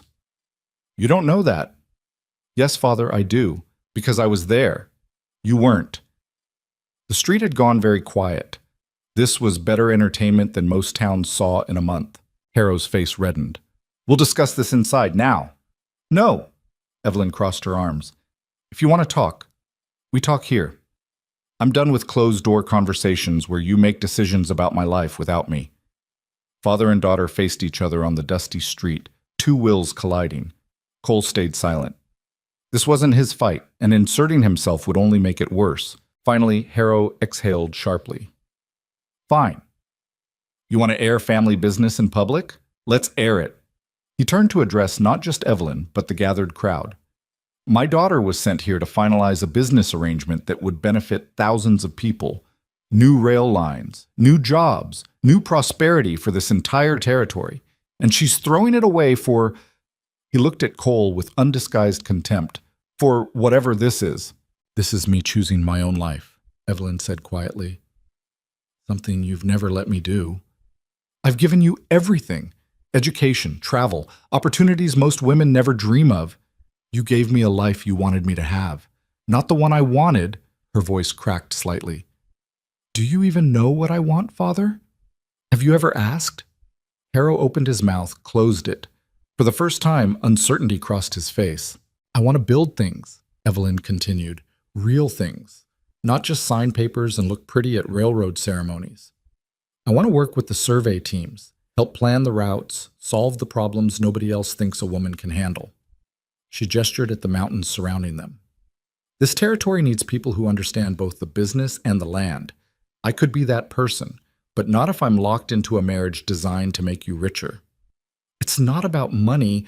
Oh, Basti, sin ma boise. It's always about money with you, or power, or influence.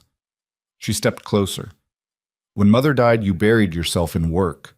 You taught me to do the same. But somewhere along the way, you forgot that work is supposed to serve life, not replace it. Harrow looked like he'd been slapped. Your mother's death has nothing to do with this. It has everything to do with this. You've been so afraid of feeling that loss again that you've spent 10 years building walls around yourself. And around me. Tears finally spilled down Evelyn's cheeks. I'm not Mother. I'm not going to die if you let yourself care about me. but I might drift away completely if you keep treating me like a business asset instead of your daughter." The silence that followed was profound. Harrow stared at his daughter, something working behind his eyes, pain perhaps, or recognition. When he spoke again, his voice was softer. "I never meant to make you feel that way." "I know, but you did anyway." He looked down at his hands, then back up at her. "What do you want, Evelyn?" "Truly?" "I want to stay in Silver Creek, work with the railroad, but on my terms. As an engineer or surveyor, not a decorative signature." She glanced at Cole. "And I want time to figure out what this is, without pressure, without deadlines or arranged marriages." "And Thornton, tell him the truth, that your daughter has her own plans." Harrow was quiet for a long moment. Then he did something Cole didn't expect. He laughed. It was bitter and tired, but genuine. "You're more like your mother than I realized," he said. "Stubborn, brilliant, completely impossible to control." He looked at Cole. "And you? What are your intentions toward my daughter?" Cole had faced down outlaws, survived ambushes, and charged into certain death without flinching. But something about this question made his throat dry. "Honestly, sir, I don't know yet," he said. "All I know is that she makes me want to be better than I've been. And that's more than I've felt about anything in a long time. That's not much of an answer. It's the only one I've got." Harrow studied him with those sharp eyes, measuring, assessing. "You have any prospects, any way to support her beyond selling your gun?" "Not yet, but I'll find something." Harrow turned back to Evelyn. "You're absolutely certain about this?" "I am." "Then I suppose I can't stop you." He straightened his shoulders, businessman returning. "But I'm not financing any of it. If you want independence, you earn it. Find your own position with the railroad. Pay your own way. Live with the consequences of your choices." "I will," Evelyn said. "And Mr. Mercer, if you hurt her, I'll make sure you regret it for however long you live. Fair enough?" Harrow nodded once, then walked back into the hotel without another word. The crowd dispersed slowly, disappointed that the confrontation hadn't come to blows. Cole and Evelyn stood alone in the street again. "Well," she said, "that went better than expected. Your father threatened to destroy me if I hurt you. You call that better?" "He didn't shoot you. For my father, that's practically a blessing." She wiped her eyes, smudging trail dust across her cheeks. "I need to clean up. Actually clean up, not just rinse off the top layer of dirt. And I need to find work." "Cole." She caught his hand. "Thank you. For standing there. For not walking away when it got complicated. Where would I go? Everything worth staying for is right here." She smiled, kissed his cheek, and headed into the hotel. Cole watched her go, then turned and walked toward the marshal's office. The marshal, his name was Tom Briggs, no relation to the Ridgeway back in Ash Ridge, was filling out paperwork when Cole entered. He looked up, set down his pen. "Mr. Mercer, heard you had an exciting arrival." "News travels fast. Small town, and you kissed Marcus Harrow's daughter in the middle of Main Street. That's the kind of thing people remember." Briggs leaned back in his chair. "What can I do for you?" "I'm looking for work. Honest work, if there's any to be had." "What kind of skills you got besides shooting?" "I can track, scout, handle horses. Did ranch work before—" Cole stopped. "Before I started drifting." Briggs studied him. "You any good at it? Ranch work, I mean." "Good enough that I haven't starved yet. There's a spread about 10 miles north of here. Broken Arrow Ranch. Owner's name is Samuel Chen. Came over from California after the railroad made it profitable to ship beef east. He's been looking for someone to manage his horses. Pays decent, comes with a cabin." "Why hasn't he found anyone yet?" "Because he's Chinese, and half the men in this territory won't work for him." Briggs said it flatly, without judgment, but without apology. "The other half can't handle horses worth a damn. You got a problem working for a Chinese rancher?" "I got a problem with people trying to kill me. Everything else is negotiable." "Then ride out tomorrow. Tell him I sent you." Briggs picked up his pen again. "And Mercer? The business with Graves and his gang? That's closed as far as I'm concerned. Self-defense, clear as day. But people around here have long memories about violence. You want to build a life in Silver Creek? You'll need to prove you're more than just fast with a gun." Understood. Cole left the marshal's office and spent the rest of the day taking care of loose ends. He checked on Peters at the doctor's office. The young deputy was recovering well, already complaining about being bedridden. Clayton was there too, having appointed himself Peter's guardian. "You sticking around?" Clayton asked. "Thinking about it." "Good. This territory could use more people who shoot straight and don't run when things get hard." The deputy extended his hand. "It's been an honor riding with you." Cole shook it. "Likewise." He found a cheap boarding house and rented a room, then sent word back to Broken Spoke asking about Doyle's condition. The return message came 2 hours later. The deputy was healing well and would be fit to travel within the week. As evening fell, Cole sat on the boarding house porch and rolled a cigarette. Silver Creek was settling into its nighttime rhythms. Lamps flickered to life in windows. A saloon piano played badly but enthusiastically. Somewhere a baby cried. It was ordinary, normal, the kind of life he'd forgotten existed. Evelyn found him there an hour later. She'd cleaned up, changed into a simple dress that made her look younger and more vulnerable than the trail-hardened woman who'd shot Silas Graves. "May I sit?" she asked. "It's a free porch." She sat beside him, and for a while they just watched the town exist around them. "I talked to the railroad office," she said finally. "They're hiring surveyors for the new mountain route. I told them I had experience with mathematics and engineering from my studies in San Francisco." They laughed. "What did you do?" "I asked them to test me, give me their hardest calculation, their most complicated root problem." She smiled slightly. "I solved it in 20 minutes. They hired me on the spot. Half pay compared to the men, but it's a start." "That's good." "It is." She leaned against his shoulder. "Scary, but good." Everything worth doing is scary. They sat in comfortable silence, watching stars appear one by one. Eventually, Evelyn spoke again. "Tell me something true," she said. "About what?" "About you. Something you've never told anyone." Cole thought for a long moment. "I used to sing, before Sarah died. Nothing fancy, just old songs my mother taught me. After the fire, I stopped. Felt wrong to make music when everything beautiful was gone." "Do you think you'll sing again?" "Maybe. Someday." He looked at her. "If I find something worth singing about." "And have you?" Instead of answering, he kissed her, slowly this time, without the desperation of their first kiss. When they pulled apart, Evelyn was smiling. "I'll take that as a yes," she said. The next morning, Cole rode out to Broken Arrow Ranch. The spread was exactly as Briggs had described. Good land, well-maintained buildings, and a herd of horses that made Cole's fingers itch to work with them. Samuel Chen was a compact man in his 50s with intelligent eyes and hands scarred from decades of hard work. He listened to Cole's credentials without interruption, then walked him through the corral. "You know horses?" Chen asked. "Better than I know people." "Good. People are complicated. Horses just want food, water, and not to be eaten by mountain lions." He pointed to a gray mare. "That one needs breaking. Can you do it without ruining her spirit?" Cole studied the animal. She was young, maybe 3 years old, with good lines and suspicious eyes. "I can try." "Then show me." It took an hour.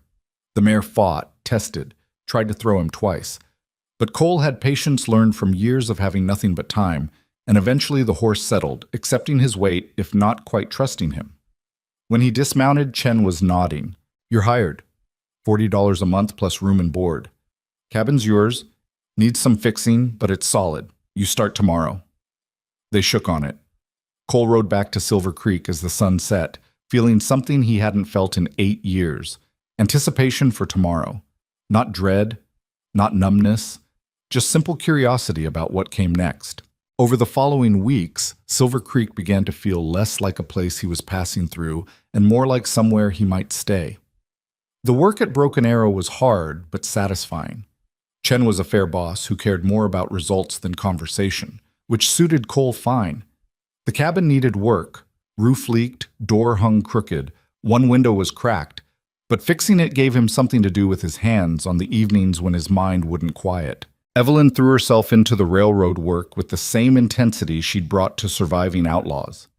She left before dawn with survey teams, came back after dark covered in mud and full of stories about incompetent foremen and impossible grades and solutions nobody else had thought of. The railroad brass remained skeptical, but the survey crew adopted her as a kind of mascot turned colleague. They saw each other when they could.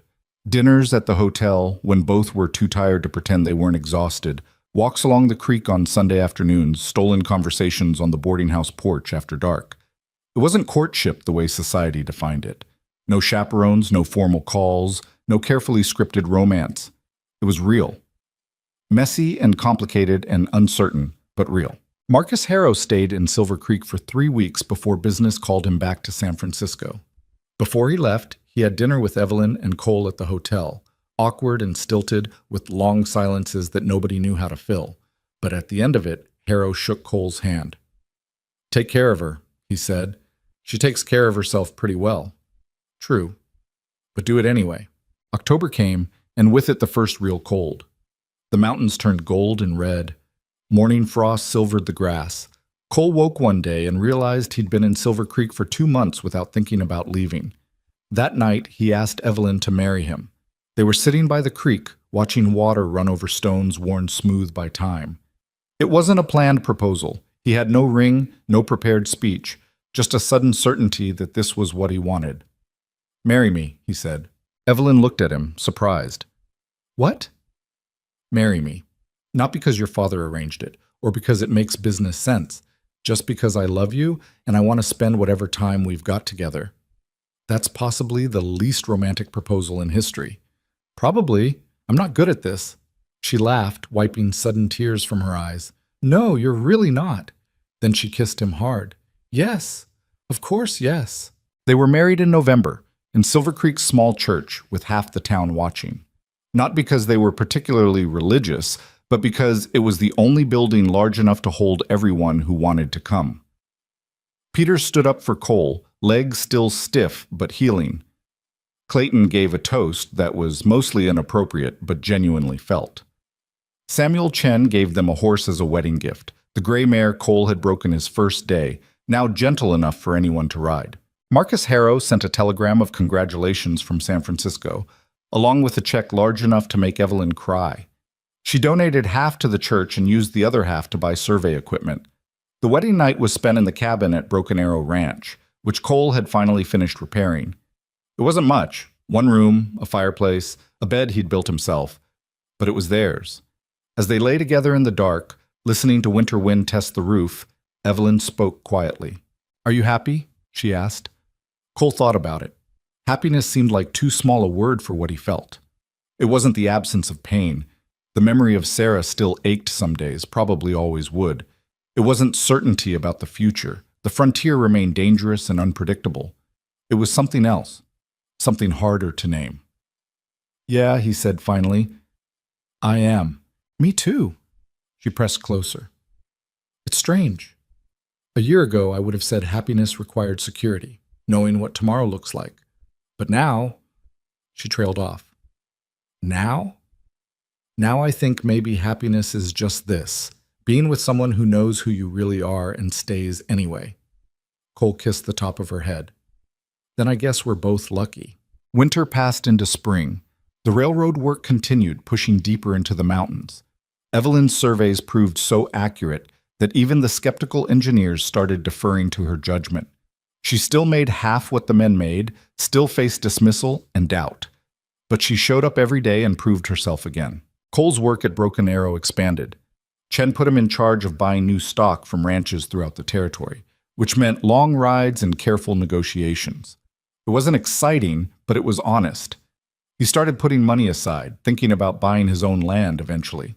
On a warm evening in April, they received word that Doyle had made a full recovery and returned to duty in Ash Ridge.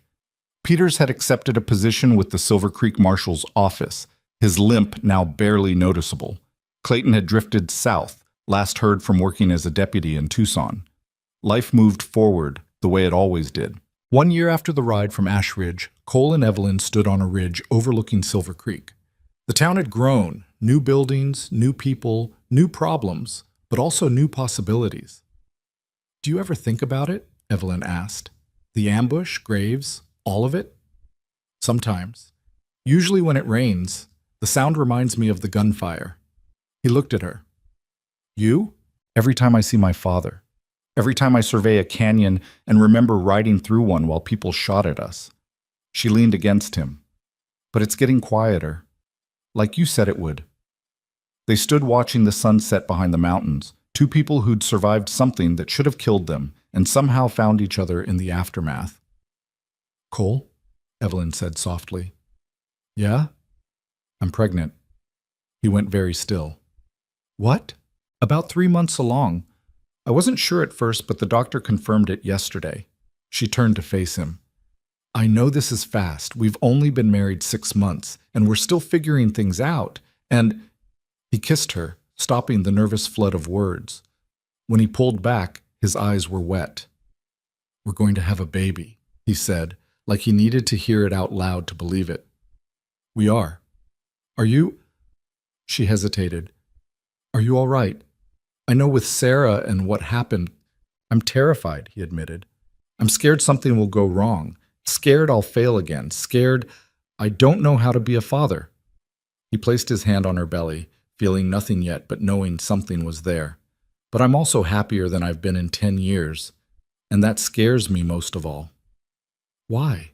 "Because I forgot what having something to lose feels like." He met her eyes. "But I'm learning that maybe that's the point. Maybe caring about something enough that losing it would break you. Maybe that's what makes life worth living." Evelyn's hand covered his. "Then we'll be scared together."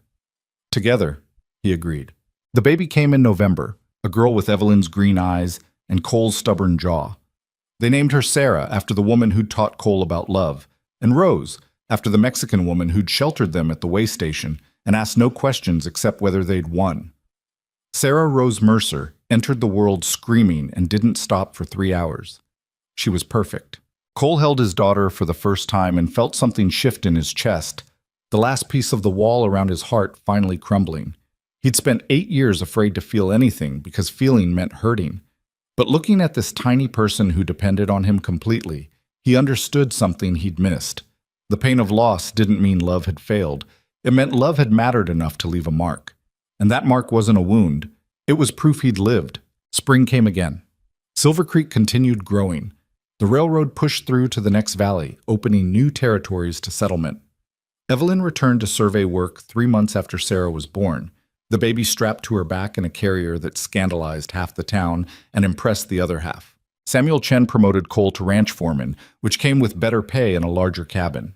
They moved in the summer, a 2-room place with a real kitchen and a porch where Cole could sit with his daughter and watch the sunset over land he was starting to think of as home. One evening in August, 2 years after the ride from Ash Ridge, Cole sat on that porch with Sarah asleep in his arms. Evelyn was inside working on survey calculations by lamplight. The mountains were purple shadows against a darkening sky. He heard footsteps on the path and looked up. Peters walked toward the cabin, still in his marshal's uniform, his face grim. "Evening, Cole," the deputy said. "Peters, what brings you out here?" "Got some news. Thought you should hear it from a friend." Peters sat on the porch steps. "We got word from Tucson. There was a shooting last week. A man walked into a saloon and shot 3 people before the marshal took him down." Cole's stomach tightened. "Let me guess. The shooter had a connection to Graves. His brother-in-law, the one Graves mentioned during the ambush, the one who was supposed to bring reinforcements that never came." Peters looked at his hands. "Turns out he'd been in prison in California. Got released 2 months ago. Spent that time tracking down everyone involved in his family's death." "Anyone we know?" "He killed 2 of the men who rode with us from Broken Spoke. Found them working ranches outside Tucson." Peters paused. "And he was heading north when the marshal stopped him. We found a list in his saddlebag. Your name was on it. So was Evelyn's." The world seemed to slow down. Cole looked at his daughter, sleeping peacefully in his arms, completely unaware that violence had been stalking her family. "Is it over?" he asked quietly. "For real this time. The brother-in-law's dead. Graves' gang is scattered or killed, and the marshal in Tucson says there's nobody left with reason to come after you." Peters met his eyes. "It's over, Cole.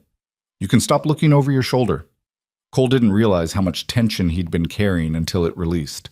2 years of checking shadows, of keeping weapons close, of worrying that the past would catch up and destroy everything he'd built. "Thank you," he said, "for riding out here to tell me." "You'd have done the same." Peters stood. "I should get back to town." Just wanted you to know. After the deputy left, Cole sat holding his daughter, processing the news. Inside, Evelyn emerged, drawn by the sound of voices. "What was that about?" she asked. He told her.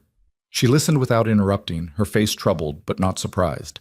When he finished, she sat beside him. "It's really over," she said. "Looks like it. How do you feel?" Cole thought about it.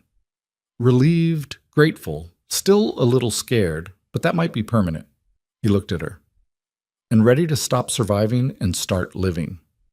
"I thought that's what we'd been doing." "We have been. But there was always this voice in the back of my head saying it wouldn't last, that something would come, take it all away." He shifted Sarah carefully, the baby stirring but not waking. "Maybe now I can stop listening to that voice." Evelyn leaned her head on his shoulder. "What do you want to do, now that we don't have to keep waiting for the next disaster?" "Build things. A bigger cabin for when Sarah gets older. Maybe buy some land, start our own ranch," he paused. "Teach our daughter to ride, to shoot, to stand up when she's scared and keep moving when everything says quit. She'll learn those things just by watching you. Then I better make sure I'm someone worth watching." They sat together as darkness fell completely and the first stars appeared. Inside the cabin, a lamp burned warm and steady. In Cole's arms, his daughter slept the deep sleep of the completely safe. It wasn't perfect. Life never was. There would be hard winters and bad years and fights that left wounds even when nobody drew a gun. The frontier remained dangerous, unforgiving to the careless and cruel to the unlucky. But sitting there with his wife beside him and his daughter in his arms, Cole understood something he'd forgotten during 8 years of drifting. Home wasn't a place you found. It was a thing you built, brick by careful brick, choice by difficult choice, day by ordinary day. He'd built one with Sarah and lost it to fire and violence and bad luck. Now he was building another with Evelyn and their daughter. And this time he wasn't running if it got hard. This time he was staying to fight for what mattered, because some things were worth the risk of losing. Some things were worth the fear.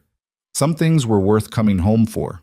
Years later, people in Silver Creek would still talk about Cole and Evelyn Mercer, the drifter and the railroad woman who'd survived Silas Graves and built a life from the wreckage. They'd talk about the ranch they eventually bought, the horses Cole raised, the railroad routes Evelyn designed that opened up half the territory. They'd talk about their children, Sarah and later her brother Thomas, and the youngest, a daughter named Clara who had her father's aim and her mother's stubbornness. They'd talk about how Cole never wore his guns in town after that first year, how he'd become a quiet man who spoke little but meant what he said, how Evelyn had eventually been promoted to chief surveyor, the first woman to hold the position in the entire railroad company.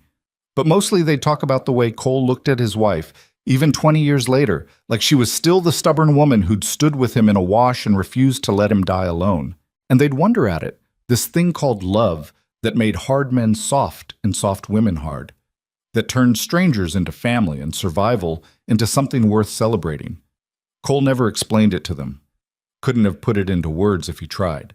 But on quiet evenings, sitting on the porch of the ranch he'd built with his own hands, watching his children play and his wife sketch new rail routes by lamplight, he felt it, that sense of rightness, of being exactly where he was supposed to be, of finally, after 8 years of running from ghosts, being home, and that was enough, more than enough. It was everything.